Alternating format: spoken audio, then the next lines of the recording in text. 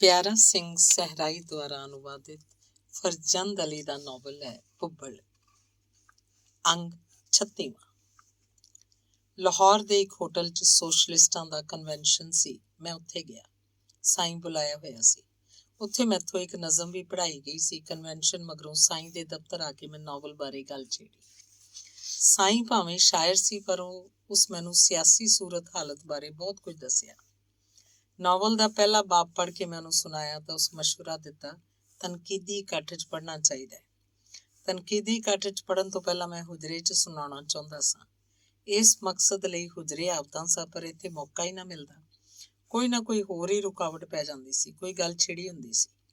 ਇੱਕ ਦਿਨ ਇਸ ਮਕਸਦ ਲਈ ਆਇਆ ਤਾਂ ਫਿਲਮੀ ਸ਼ਾਇਰ ਬੈਠਾ ਹੋਇਆ ਸੀ। ਦੋਵੇਂ ਚਹਿਕ ਰਹੇ ਸਨ, ਹੱਸ ਰਹੇ ਸਨ। ਉਹਨਾਂ ਦੀਆਂ ਗੱਲਾਂ ਬੀਤੇ ਸਮਿਆਂ ਬਾਰੇ ਹੁੰਦੀਆਂ, ਉਸਤਾਦ ਦੇ ਮਾਮੇ ਤੀਕਰ ਪੜ ਗਈਆਂ। ਉਸਤਾਦ ਜੀ ਹੱਸ ਰਹੇ ਸਨ। ਮੇਰੀ ਭੈਣ ਦਾ ਵਿਆਹ ਸੀ। ਮੇਰਾ ਸਕਾ ਮਾਮਾ ਆਪਣੇ ਪੁੱਤਰ ਦੀ ਜੰਝ ਲੈ ਕੇ ਆਇਆ। ਅਸਾਂ ਘਰੋਂ ਗਰੀਬ ਸਾਂ। ਮੈਂ ਅਜੇ ਕੁਝ ਕਮਾਉਂਦਾ ਨਹੀਂ ਸੀ।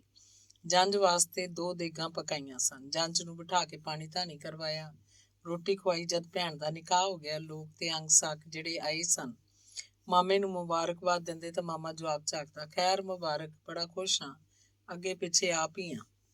ਮੈਨੂੰ ਕੁਝ ਸਮਝ ਨਾ ਆਵੇ ਕਿ ਅੱਗੇ ਪਿੱਛੇ ਆਪ ਹੀ ਹਾਂ ਕੀ ਹੋਇਆ।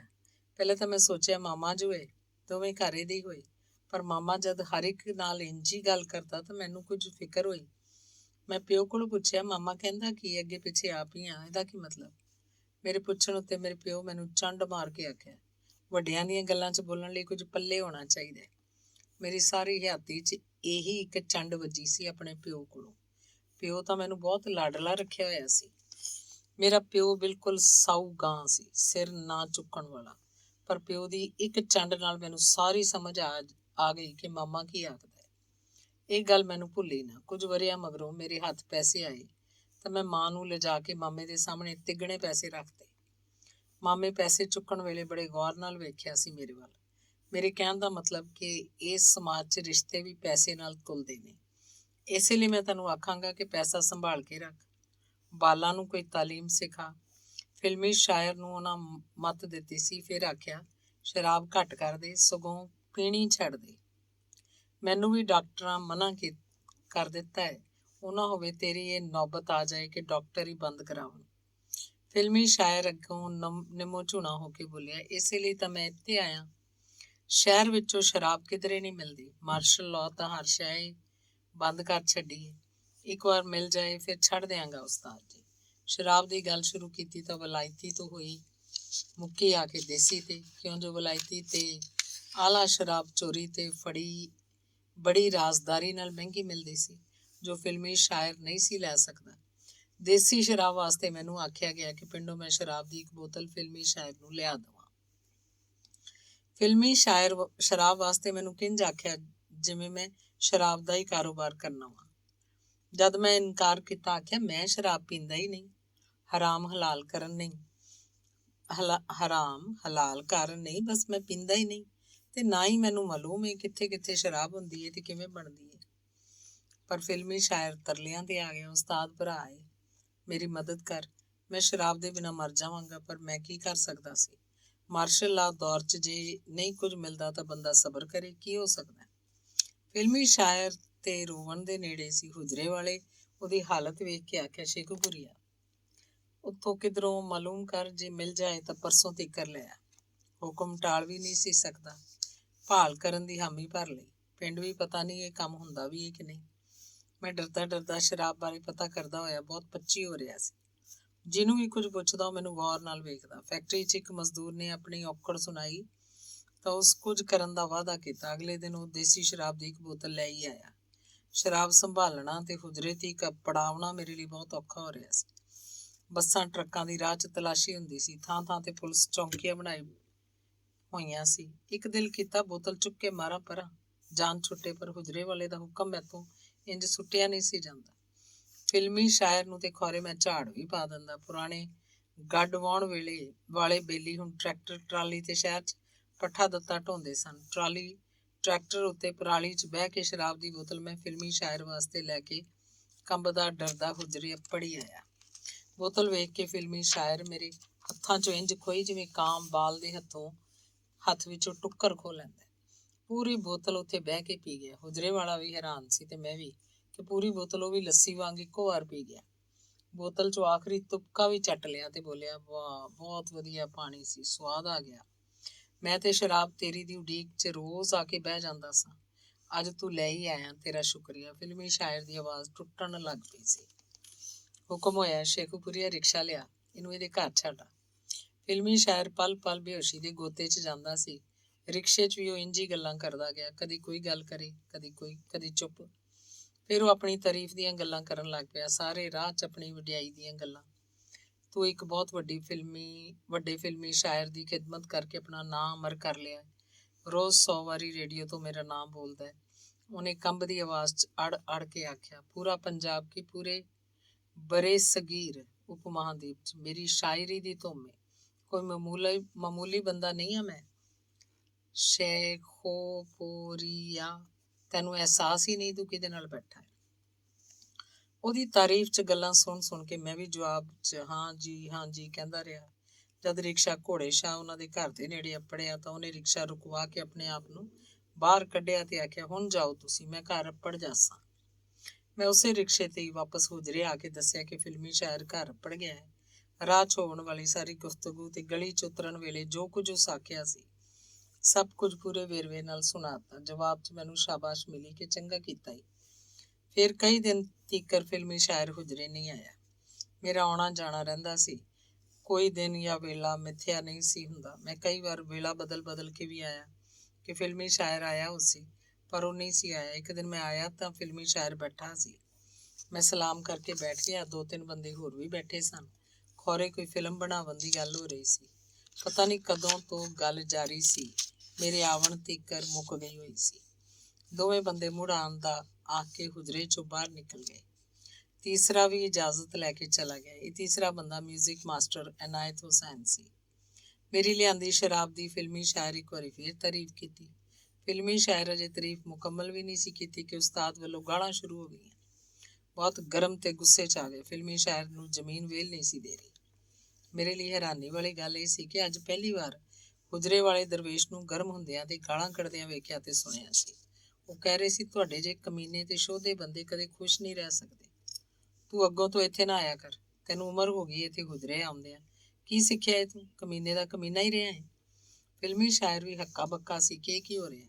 ਆਖਰ ਫਿਲਮੀ ਸ਼ਾਇਰ ਸਹਿਜ ਨਾਲ ਪੁੱਛ ਹੀ ਲਿਆ, ਪਰ ਮੇਰਾ ਕਸੂਰ ਤਾਂ ਦੱਸੋ ਉਸਤਾਦ ਜੀ, ਮੈਥੋਂ ਕੀ ਗਲਤੀ ਹੋਈ ਹੈ?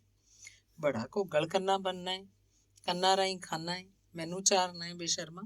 ਇੱਕ ਬੰਦਾ ਮਾਰਸ਼ਲ ਲਾ ਦੇ ਨੰਗੇ ਕੋੜਿਆਂ ਦੇ ਸਜਾਵਾਂ 'ਚੋਂ ਖਤਰੇ ਝਾਗ ਤੇਰੇ ਵਾਸਤੇ ਸ਼ਰਾਬ ਲੈ ਕੇ ਆਇਆ, ਉਹ ਵੀ ਜਿਹੜਾ ਆਪ ਨਹੀਂ ਪੀਂਦਾ।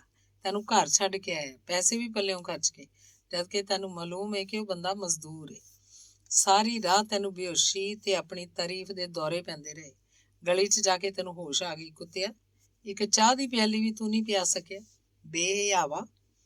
ਅੱਗੋਂ ਤੂੰ ਇੱਥੇ ਨਾ ਆਵੀਂ। ਝਟਕੂ ਹੁਜਰੇ 'ਚ ਵੇਲਾ ਖਾਮੋਸ਼ੀ ਨਾਲ ਲੰਘਿਆ ਤੇ ਫਿਰ ਬੋਲੇ, ਤੂੰ ਮੇਰੇ ਕੋਲ ਇਹੀ ਸਿੱਖਿਆ ਹੈ? ਕੋਈ ਬੰਦੇ ਦੀ ਲਾਗ ਤੈਨੂੰ ਨਹੀਂ ਲੱਗੀ? ਫਿਲਮੀ ਸ਼ਾਇਰ ਸ਼ਰਮਿੰਦਾ ਤਾਂ ਹੈ ਹੀ ਸੀ, ਪਰ ਆਪਣੀ ਸਫਾਈ 'ਚ ਬੋਲਿਆ, ਹੋਸ਼ ਨਹੀਂ ਸੀ ਮੈਨੂੰ। ਪਰ ਹੁਜਰੇ ਵਾਲਾ ਇਸ ਵਜਾਹਤ ਨੂੰ ਨਹੀਂ ਸੀ ਮੰਨ ਰਿਹਾ। ਉਹਨਾਂ ਦੇ ਖਿਆਲ 'ਚ ਫਿਲਮੀ ਸ਼ਾਇਰ ਅੰਦਰੋਂ ਬੇਈਮਾਨ ਤੇ ਕਮੀਨਾ ਬੰਦਾ ਹੈ। ਇਹ ਕਿਸੇ ਦੀ ਇੱਜ਼ਤ ਕਰਨਾ ਚਾਹੁੰਦਾ ਹੀ ਨਹੀਂ। ਜਦ ਹੁਜਰੇ ਦਾ ਮਾਹੌਲ ਬਹੁਤ ਹੀ ਖਰਾਬ ਹੋ ਗਿਆ ਤਾਂ ਮੈਨੂੰ ਆਖਿਆ, ਚੱਲ ਸ਼ੇਖੂਪੁਰੀਆ ਜਰਾ ਬਾਹਰ ਚੱਲੀਏ। ਫਿਲਮੀ ਸ਼ਾਇਰ ਚੁੱਪ ਕਰਕੇ ਸਿਰ ਸੁੱਟ ਕੇ ਚਲਾ ਗਿਆ। ਬਾਹਰ ਜਾਂਦਿਆਂ ਹੋਇਆਂ ਉਸੇ ਰਾਹ ਤੇ ਫਿਰ ਉਹੀ ਗੱਲ ਫਿਲਮੀ ਸ਼ਾਇਰ ਬਾਰੇ ਕਿ ਬੰਦਾ ਬਾਬਾ ਆਲਮ ਸਿਆਹਪੋਸ਼ ਕੋਲ ਹੁੰਦਾ ਸੀ। ਆਲਮ ਸਿਆਹਪੋਸ਼ ਮੈਨੂੰ ਮਿਲਣ ਲਈ ਆਇਆ, ਇਹ ਵੀ ਨਾਲ ਸੀ। ਉਦੋਂ ਦਾ ਫਿਰ ਇੱਥੇ ਹੀ ਆਉਣ ਲੱਗ ਪਿਆ। ਰੇਲਵੇ 'ਚ ਕੋਈ ਕਲਰਕੀ ਕਰਦਾ ਸੀ। ਸ਼ੁਰੂ ਤੋਂ ਹੀ ਇਹਦੇ 'ਚ ਅਦਬ ਇਹਤਰਾਮ ਦੀ ਕਮੀ ਰਹੀ ਹੈ। ਮੈਂ ਹਰ ਵਾਰ ਸਮਝਾਇਆ ਕਿ ਬੰਦੇ ਨੂੰ ਬੰਦਿਆਂ ਵਾਂਗ ਹੀ ਰਹਿਣਾ ਚਾਹੀਦਾ ਹੈ, ਇਹੀ ਇਨਸਾਨ ਦੀ ਬੁਨਿਆਦ ਹੁੰਦੀ ਹੈ। ਪਰ ਇਹਦੇ 'ਚ ਤਾਂ ਚੌਧਰੀ ਨਹੀਂ ਨਿਕਲਦੀ। ਗੱਲਾਂ ਕਰਕੇ ਕੁਝ ਪਰੇਸ਼ਾਨ ਲੱਗਦੇ ਸਨ ਉਸਤਾਦ ਜੀ। ਉਹਨਾਂ ਦੀ ਟੌਰ 'ਚ ਕੁਝ ਘਾਟ ਜਾਪਦੀ ਸੀ ਮੈਨੂੰ। ਪਹਿਲੇ ਵਾਂਗ ਸੈਰ ਤੇ ਖੁਸ਼ ਨਹੀਂ ਸੀ। ਅੱਜ ਚੀਜ਼ਾਂ ਨੂੰ ਗੌਰ ਨਹੀਂ ਸਨ ਵੇਖ ਰਹੇ। ਮੇਰੇ ਪੁੱਛਣ ਉੱਤੇ ਕਿ ਅੱਜ ਤਬੀਅਤ 'ਚ ਉਹ ਗੱਲ ਨਹੀਂ ਜਾਪਦੀ ਜਿਹੜੀ ਪਹਿਲੇ ਹੁੰਦੀ ਸੀ, ਆਖਿਆ, ਹਾਂ ਯਾਰ, ਲੱਗਦਾ ਮੇਰਾ ਅੰਦਰਲਾ ਬੁੱਝਦਾ ਜਾਂਦਾ ਹੈ। ਉਹਨਾਂ ਦੀ ਗੱਲ ਸੁਣ ਕੇ ਮੇਰਾ ਅੰਦਰਲਾ ਵੀ ਡਰ ਗਿਆ, ਪਰ ਮੈਂ ਤਸੱਲੀ ਖਾਤਰ ਆਖਿਆ, ਕਿੱਥੇ ਗੁਰੂ, ਅਜੇ ਤਾਂ ਤੁਹਾਡੀ ਸਿਹਤ ਕਮਾਲ ਦੀ ਹੈ, ਤੁਹਾਡੀ ਟੂਰ 'ਚ ਮਟਕੋਰ ਹੈ। ਮੇਰੀ ਗੱਲ ਤੇ ਮੁਸਕਰਾਏ। ਅੱਗੇ ਜਾਵਣ ਨੂੰ ਉਹਨਾਂ ਦਾ ਦਿਲ ਨਹੀਂ ਸੀ ਕਰ ਰਿਹਾ। ਐਵੇਂ ਆਪਣੇ ਆਪ ਨੂੰ ਧਰੀਕ ਰਹੇ ਸਨ। ਆਖਰ ਅਸਾਂ ਹੁਜਰੇ ਪਰਤ ਆਏ। ਇੱਥੇ ਆ ਕੇ ਫਿਰ ਉਹਨਾਂ ਫਿਲਮੀ ਸ਼ਾਇਰ ਦੀ ਗੱਲ ਟੋਰ ਦਿੱਤੀ। ਲੱਗਦਾ ਸੀ ਬਹੁਤ ਜ਼ਿਆਦਾ ਦੁਖੀ ਹੋਏ ਸਨ। ਉਹਨਾਂ ਆਪਣੇ ਉਸਤਾਦ ਹਮਦਮ ਬਾਰੇ ਆਖਿਆ, ਮੇਰੇ ਉਸਤਾਦ ਜਦ ਵੀ ਇੱਥੇ ਆਉਂਦੇ ਸਨ ਮੈਂ ਉਨੀ ਦੇਰ ਤੀਕਰ ਬੈਠਦਾ ਨਹੀਂ ਸਾਂ ਜਦੋਂ ਤੀਕ ਮੇਰੇ ਉਸਤਾਦ ਚਲੇ ਨਹੀਂ ਸੀ ਜਾਂਦੇ। ਇਹ ਫਿਲਮੀ ਸ਼ਾਇਰ ਵੀ ਇੱਥੇ ਸਭ ਕੁਝ ਵੇਖਦਾ ਸੀ ਕਿ ਮੈਂ ਆਪਣੇ ਉਸਤਾਦ ਦਾ ਕਿੰਨਾ ਇਹਤਰਾਮ ਕਰਨਾ ਵਾਂ, ਪਰ ਇਸ ਬੇਹਯਾ ਨੂੰ ਕੋਈ ਅਸਰ ਨਹੀਂ ਹੋਇਆ। ਇਹ ਅੰਦਰੋਂ ਕਰਕ ਹੀ ਰਿਹਾ ਹੈ। ਕਰਕ ਨੂੰ ਮੁਨਾਫਕ ਦੇ ਮਾਂ ਨਹੀਂ ਦਿੰਦੇ ਸੀ। ਮੈਂ ਕਹਿਣਾ ਚਾਹੁੰਦਾ ਸੀ ਕਿ ਚਲੋ ਮਾਫ ਕਰੋ, ਗਲਤੀ ਹੋ ਜਾਂਦੀ ਹੈ, ਪਰ ਉਹਨਾਂ ਦਾ ਗੁੱਸਾ ਵੇਖ ਕੇ ਮੈਨੂੰ ਹੌਸਲਾ ਨਹੀਂ ਸੀ ਹੋ ਰਿਹਾ। ਉਹ ਦਿਨ ਬੜਾ ਹੀ ਬੇਸਵਾਦ ਰਿਹਾ। ਕੋਈ ਹੋਰ ਗੱਲ ਨਾ ਹੋਈ। ਜਦੋਂ ਕੋਈ ਗੱਲ ਕਰਨ ਲਈ ਨਾ ਰਹੀ ਜਾਂ ਗੱਲ ਕਰਨ ਦਾ ਮਾਹੌਲ ਨਹੀਂ ਸੀ ਬਣ ਰਿਹਾ ਤੇ ਹੁਜਰੇ ਵਾਲਾ ਵੀ ਕੁਝ ਉਖੜਿਆ ਸੀ, ਮੈਂ ਇਜਾਜ਼ਤ ਲੈ ਕੇ ਪਿੰਡ ਆ ਗਿਆ। ਉਸ ਤੋਂ ਮਗਰੋਂ ਫਿਰ ਮੈਂ ਜਿੰਨੀ ਵਾਰ ਹੁਜਰੇ ਗਿਆ, ਹੁਜਰੇ 'ਚੋਂ ਚਹਿਕ ਨਹੀਂ ਸੀ ਰਹੀ। ਲੋਕ ਤਾਂ ਆਉਂਦੇ ਜਾਂਦੇ ਸਨ, ਗੱਲਾਂ ਵੀ ਕਰਦੇ ਸਨ। ਹੁਜਰੇ ਵਾਲਾ ਵੀ ਬਹੁਤ ਕੁਝ ਸੁਣਾਇਆ ਕਰਦਾ, ਪਰ ਮੈਨੂੰ ਉਹ ਪਹਿਲੇ ਵਾਲੀ ਰਸ ਨਹੀਂ ਸੀ ਜਾਪਦੀ। ਮੈਨੂੰ ਲੱਗਾ ਜਿਵੇਂ ਸੱਚਮੁੱਚ ਮੇਰਾ ਉਸਤਾਦ ਅੰਦਰੋਂ ਕਿਰਦਾ ਜਾਂਦਾ ਹੈ। ਹੁਜਰੇ ਵਾਲੇ ਦਾ ਕਿਰਨਾ ਮੇਰੇ ਲਈ ਬਹੁਤ ਵੱਡਾ ਦੁੱਖ ਸੀ। ਮੇਰੇ ਕੋਲੋਂ ਤਾਂ ਬਹੁਤ ਸਾਰੇ ਮੇਰੇ ਪਹਿਲੇ ਹੀ ਕਿਰ ਗਏ ਸਨ। ਇਸ ਖਿਆਲ ਦੇ ਨਾਲ ਹੀ ਮੇਰੇ ਮਨ ਦੇ ਅੰਦਰ ਇੱਕ ਹੋਰ ਖੌਫ ਤੇ ਬੇਬਸੀ ਜੜ ਫੜ ਗਈ ਸੀ। ਮੇਰੇ ਆਪਣਿਆਂ ਵਿੱਚੋਂ ਮੇਰੇ ਨਾਨਾ ਨਾਨੀ, ਮੇਰੀ ਮਾਂ, ਨਾਨੀ ਦਾ ਪਿਆਰ, ਜ਼ੋਹਰਾ ਦੇ ਬੋਲ, ਸਕੀਨਾ ਨਮਾਣੀ ਦੀ ਆਜ਼ਜ਼ੀ, ਇਹ ਤਾਂ ਮੇਰਾ ਸਰਮਾਇਆ ਸੀ। ਹੁਜਰੇ ਆ ਕੇ ਮੈਂ ਪਿਛਲਾ ਨੁਕਸਾਨ ਜਰੀ ਬੈਠਾ ਸੀ। ਫੈਕਟਰੀ 'ਚ ਮੇਰਾ ਕੋਈ ਬੇਲੀ ਨਹੀਂ ਸੀ, ਸਗੋਂ ਉੱਥੇ ਦੁਸ਼ਮਣਾਂ ਦੀ ਫੌਜ ਸੀ। ਸੱਜਣਾ ਦਾ ਇੱਕ ਹੁਜਰਾ ਸੀ, ਉਹ ਵੀ ਜਾਪਦਾ ਸੀ। ਜਦ ਵੀ ਉਦਾਸੀ ਦਾ ਦੌਰਾ ਪੈਂਦਾ ਡੇਕ ਦੇ ਪੁਲ ਉੱਤੇ ਜਾ ਬੈਠਦਾ। ਸ਼ਾਹੂ ਦੇ ਖਾੜੀ ਖੋਲਿਆਂ ਨੂੰ ਵੇਖਦਾ ਰਹਿੰਦਾ ਸਾਂ। ਉਹ ਵਗਦਾ ਖੂਹ ਨਹੀਂ ਸੀ ਰਿਹਾ। ਡੇਕ ਦਾ ਪਾਣੀ ਸਾਫ਼ ਨਹੀਂ ਸੀ ਰਿਹਾ। ਮਿੱਲਾਂ ਤੇ ਫੈਕਟਰੀਆਂ ਦਾ ਗੰਦਾ ਪਾਣੀ ਪੈ ਕੇ ਮੱਛੀ ਪੌਂਗਾ ਮਰ ਗਿਆ ਹੋਇਆ ਸੀ। ਕੋਈ ਜਨੌਰ ਪਸ਼ੂ ਹੁਣ ਇੱਥੋਂ ਪਾਣੀ ਨਹੀਂ ਸੀ ਪੀਂਦਾ। ਪਾਣੀ ਵਿੱਚੋਂ ਤਾਂ ਬੋ ਬਾਹਰ ਨਿਕਲ ਟੁਰੀ ਸੀ। ਵੇਲਾ ਬਦਲ ਗਿਆ ਸੀ। ਦੂਰੋਂ ਲੋਕ ਆ ਕੇ ਇੱਥੇ ਮਜ਼ਦੂਰੀ ਪੇ ਕਰਦੇ ਸਨ। ਮੇਰੇ ਵਿੱਚ ਸ਼ੋਖੀ ਨਹੀਂ ਸੀ ਰਹੀ, ਸ਼ਰਾਰਤ ਕੋਈ ਨਹੀਂ ਸੀ ਰਹੀ। ਮੇਰੇ ਪੱਲੇ ਵਿੱਚੋਂ ਸਭ ਕੁਝ ਕਿਰ ਗਿਆ ਹੋਇਆ ਸੀ। ਇੱਕ ਹੁਜਰਾ ਹੀ ਮੇਰੀ ਆਸ ਤੇ ਉਮੀਦ ਸੀ। ਇੱਥੇ ਹੀ ਆ ਕੇ ਉਦਾਸੀ ਚੋਂ ਨਿਕਲਣ ਦਾ ਹੌਸਲਾ ਲੱਭਦਾ ਸੀ। ਉਸਤਾਦ ਦੀ ਉਂਗਲੀ ਫੜ ਕੇ ਅੱਗੇ ਟੁਰਦਾ ਚਾਹੁੰਦਾ ਸੀ। ਵੇਲੇ ਨਾਲ ਚੱਲਣਾ ਚਾਹੁੰਦਾ ਸੀ। ਸਮਾਜ ਨੂੰ ਸਮਝਣਾ ਚਾਹੁੰਦਾ ਤੇ ਕੁਝ ਕਰਨਾ ਚਾਹੁੰਦਾ ਸੀ। ਅੰਗ 37। ਹੋਰ ਕਿਧਰੇ ਵੀ ਮੇਰਾ ਦਿਲ ਨਹੀਂ ਸੀ ਲੱਗਦਾ। ਮੈਂ ਤਾਂ ਖੌਰੇ ਰੋਜ਼ ਹੀ ਹੁਜਰੇ ਆ ਜਾਂਦਾ, ਪਰ ਪੇਟ ਦੀ ਖਾਤਰ ਸਾਰਾ ਵੇਲਾ ਆਟੇ ਦੀ ਮੁੱਠ ਲੱਭਣ ਵਿੱਚ ਹੀ ਮੁੱਕ ਜਾਂਦਾ ਸੀ। ਆਟਾ ਫੱਕੀਏ ਨਾ ਤਾਂ ਹਯਾਤੀ ਨਹੀਂ ਰਹਿੰਦੀ। ਫਿਰ ਇਹ ਹਯਾਤੀ ਹੈ ਕਾਹਦੇ ਲਈ? ਮੈਂ ਸੋਚਦਾ। ਜਿਉਣ ਵਾਸਤੇ ਕਈ ਵਾਰ ਮਰਨਾ ਪੈਂਦਾ। ਆਖਰ ਇਹ ਸਭ ਕੁਝ ਹੈ ਕੀ? ਮੁੜ ਪਹਿਲਾ ਸਵਾਲ ਹੀ ਮੇਰੇ ਅੱਗੇ ਉਂਝ ਹੀ ਆ ਖਲੋਤਾ ਸੀ। ਇਸੇ ਸਵਾਲ ਦੀ ਭਾਲ 'ਚ ਹੀ ਮੈਂ ਕਈ ਖੂਹ ਪੁੱਟੇ ਸਨ, ਕਿਤਾਬਾਂ ਵੀ ਕੁਝ ਪੜ੍ਹ ਲਈਆਂ ਸਨ, ਲੋਕਾਂ ਨੂੰ ਮਿਲ ਕੇ ਵੀ ਵੇਖ ਲਿਆ ਸੀ। ਫਿਰ ਵੀ ਸਵਾਲ ਉੱਥੇ ਹੀ ਸੀ। ਇੱਕ ਹੁਜਰੇ 'ਚੋਂ ਕੁਝ ਜਵਾਬ ਲੱਭਣ ਦੀ ਆਸ ਸੀ। ਇੱਥੋਂ ਹੀ ਹੁਕਮ ਹੁੰਦਾ ਸੀ, ਤੂੰ ਕਹਾਣੀ ਲਿਖ, ਮਜ਼ਮੂਨ ਲਿਖ, ਨਾਵਲ ਲਿਖ। ਮੈਨੂੰ ਇਹੀ ਹੁਕਮ ਮੰਨਣ 'ਚ ਤਾਂ ਸਵਾਦ ਆਉਂਦਾ ਸੀ। ਇੱਥੇ ਹੀ ਰਾਹ ਜਾਪਦਾ ਸੀ ਮੇਰੇ ਸਵਾਲ ਦੇ ਜਵਾਬਾਂ ਲਈ। ਹੁਜਰੇ 'ਚੋਂ ਬਹੁਤ ਸਾਰੇ ਸਵਾਲਾਂ ਦੇ ਜਵਾਬ ਭਾਲਣਾ ਚਾਹੁੰਦਾ ਸੀ ਮੈਂ। ਹੁਜਰੇ ਵਾਲਾ ਸੱਚ ਬੋਲਣ ਦਾ ਬੜਾ ਸ਼ੌਕੀਨ ਜਾਪਦਾ ਸੀ। ਉਸੇ ਸੱਚ ਦੀ ਲੋਚ 'ਚ ਹੀ ਮੈਨੂੰ ਕੁਝ ਆਪਣਾ ਆਪ ਨਜ਼ਰ ਆਉਣ ਦੀ ਉਮੀਦ ਲੱਗੀ ਸੀ। ਇੱਕ ਕੁੜੀ ਨੂੰ ਜਿੰਨ ਚੰਬੜਿਆ ਤਾਂ ਉਹਦਾ ਹਾਲ ਮੈਂ ਦੱਸਿਆ। ਇੱਕ ਕੁੜੀ ਨੂੰ ਜਿੰਨ ਚੰਬੜਿਆ ਤਾਂ ਉਹਦਾ ਹਾਲ ਹੁਜਰੇ ਵਾਲੇ ਨੇ ਦੱਸਿਆ। ਉਹ ਰੋਇਆ ਉਹ ਵੀ ਸੀ, ਰੋਇਆ ਮੈਂ ਵੀ ਸਾਂ। ਹੁਜਰੇ ਵਾਲੇ ਦੀ ਭੈਣ ਨੂੰ ਜਿੰਨ ਚੰਬੜੇ ਸਨ। ਪੀਰਾਂ ਫਕੀਰਾਂ ਤੇ ਸਾਧੂਆਂ ਉਹ ਕੁਝ ਹੀ ਕੀਤਾ ਜੋ ਕਰਦੇ ਹੁੰਦੇ ਨੇ। ਭੈਣ ਉਹਨਾਂ ਥਾਵਾਂ ਦਾ ਹੀ ਨਾਂ ਲੈਂਦੀ ਸੀ ਜੋ ਉਹਨੇ ਵੇਖੀਆਂ ਸਨ। ਆਖਰ ਭੈਣ ਦੀ ਸ਼ਾਦੀ ਕੀਤੀ ਮਾਮੇ ਦੇ ਪੁੱਤਰ ਨਾਲ, ਅੱਗੇ ਪਿੱਛੇ ਆਪੇ ਹੀ ਵਾਲਾ। ਮਾਮੇ ਦਾ ਪੁੱਤਰ ਖਬੀਸ ਸੀ, ਭੈਣ ਨੂੰ ਮਾਰਦਾ ਕੁੱਟਦਾ ਰਹਿੰਦਾ ਸੀ। ਝਗੜਾ ਹੋਈ ਕਿ ਦਾਜ ਕੋਈ ਨਹੀਂ ਦੇ ਸਕਿਆ, ਗਰੀਬ ਮਾਂ ਪਿਓ। ਆਖਰ ਬਿਮਾਰ ਹੋ ਕੇ ਭੈਣ ਮਰ ਗਈ। ਫਿਰ ਉਹਦਾ ਬਾਲ ਵੀ ਬਹੁਤੇ ਦਿਨ ਜਿਉਂਦਾ ਨਾ ਰਿਹਾ।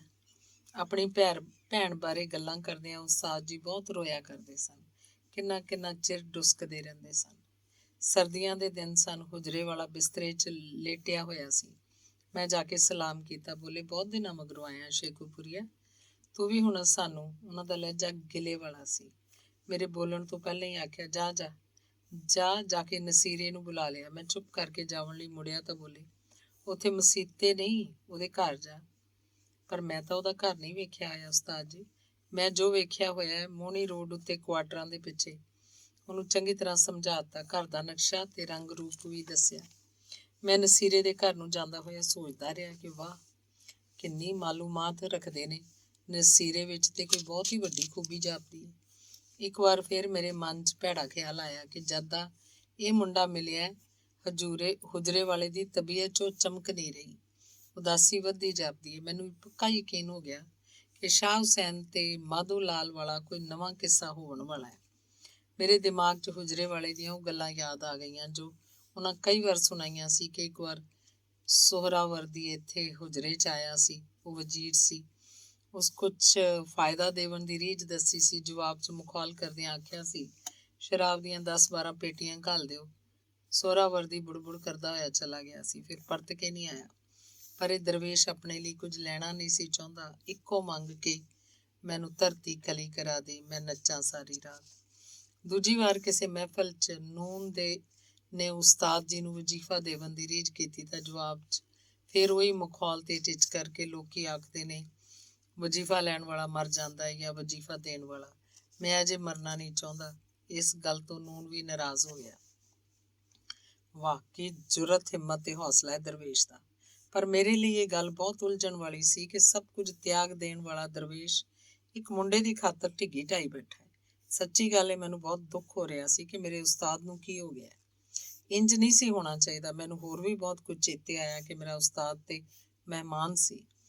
ਉਸਤਾਦ ਜੀ ਨੂੰ ਇੱਕ ਵਾਰ ਅਵਾਮੀ ਹਕੂਮਤ ਰੇਡੀਓ ਦੇ ਪੰਜਾਬੀ ਸੈਕਸ਼ਨ ਦਾ ਮਸ਼ੀਰ ਬਣਾਇਆ ਸੀ। ਕੁਝ ਮਹੀਨੇ ਤਨਖਾਹ ਵੀ ਘੱਲੀ, ਪਰ ਮੇਰੇ ਉਸਤਾਦ ਲਾਲਚੀ ਨਹੀਂ ਸਨ। ਨਜ਼ਮ ਲਿਖੀ, ਇਹ ਕੀ ਕਰੀ ਜਾਨਾ ਹੈ, ਇਹ ਕੀ ਕਰੀ ਜਾਨਾ ਹੈ।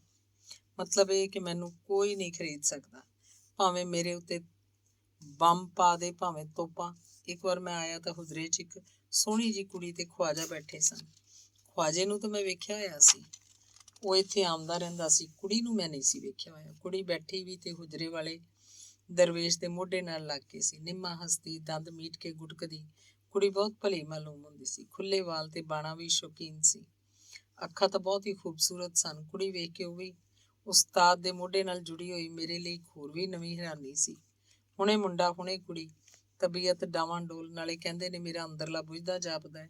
ਜੇ ਅੰਦਰਲਾ ਬੁਝਦਾ ਜਾਂਦਾ ਹੈ ਫਿਰ ਇਹ ਕੀ ਹੈ? ਮੈਂ ਸੋਚਿਆ, ਜਦ ਚੌਧਰੀ ਜ਼ਹੂਰ ਅਲੀ ਆਖਿਆ ਸੀ ਕਿ ਉਸਤਾਦ ਜੀ, ਪਾਕਿਸਤਾਨੀ ਹਕੂਮਤ ਦਾ ਖਿਆਲ ਹੈ ਕਿ ਤੁਸੀਂ ਹਿੰਦੁਸਤਾਨ 'ਚ ਜਾ ਕੇ ਪਾਕਿਸਤਾਨੀ ਸਫਾਰਤਖਾਨੇ ਵਾਲੇ ਕੰਮ ਕਰੋ ਤਾਂ ਜੋ ਦੋਵਾਂ ਮੁਲਕਾਂ 'ਚ ਸਾਂਝ ਲਈ ਕੁਝ ਬੁਨਿਆਦ ਕਾਇਮ ਹੋਵੇ। ਜਵਾਬ 'ਚ ਦਰਵੇਸ਼ ਆਖਿਆ ਸੀ, ਸਾਂਝ ਦੀ ਬੁਨਿਆਦ ਆਵਾਮ ਹੁੰਦੀ ਹੈ, ਪਰ ਤੁਹਾਡੀ ਹਕੂਮਤ 'ਚ ਆਵਾਮ ਕੋਈ ਨਹੀਂ, ਖਾਸ ਹੀ ਖਾਸ ਹੈ। ਕਿੰਨੀ ਖਰੀ ਤੇ ਸੱਚੀ ਗੱਲ ਸੀ। ਉਸ ਵੀ ਵੇਲੇ ਦੀ ਹਕੂਮਤ ਦੇ ਵਜ਼ੀਰ ਦੇ ਮੂੰਹ ਉੱਤੇ ਜ਼ਹੂਰ ਅਲੀ ਚੌਧਰੀ ਹੁਜਰੇ 'ਚ ਆ ਕੇ ਇਹ ਗੱਲ ਕੀਤੀ ਸੀ। ਇਸ ਹੁਜਰੇ 'ਚ ਜਿੱਥੇ ਮੈਂ ਇੱਕ ਛੈਲ ਕੁੜੀ ਨੂੰ ਵੇਖ ਰਿਹਾ ਸੀ। ਮੈਂ ਤੇ ਇਹ ਵੀ ਸੁਣਿਆ ਸੀ ਕਿ ਇੱਕ ਵਾਰ ਉਕਾੜੇ ਮੁਸ਼ਾਇਰਾ ਸੀ। ਡੀਸੀ ਦੀ ਪ੍ਰਧਾਨਗੀ ਸੀ। ਹੁਜਰੇ ਵਾਲੇ ਦਰਵੇਸ਼ ਨੂੰ ਵੀ ਬੁਲਾਇਆ ਗਿਆ ਸੀ। ਮੁਸ਼ਾਇਰੇ ਦੇ ਮੁਖਾਲਫਾਂ ਗੱਲ ਧੁਮਾਤੀ ਕਿ ਕੁਝ ਲੋਕ ਮੁਸ਼ਾਇਰੇ ਨੂੰ ਖਰਾਬ ਕਰਾਉਣ ਲਈ ਲਾਹੌਰੋਂ ਗੁੰਡੇ ਲੈ ਕੇ ਆ ਰਹੇ ਨੇ। ਪੁਲਿਸ ਅੱਗੇ ਹੀ ਤਿਆਰ ਸੀ। ਸਟੇਸ਼ਨ ਤੋਂ ਮੁਸ਼ਾਇਰੇ ਤੀਕਰ ਜਾਣ ਲਈ ਹਰ ਬੰਦੇ ਨੂੰ ਗੁੰਡਾ ਸਮਝਦੀ ਸੀ ਤੇ ਪੁੱਛ ਵੀ ਕਰਦੀ ਸੀ। ਹੁਜਰੇ ਵਾਲਾ ਦਰਵੇਸ਼ ਵੀ ਗਿਆ।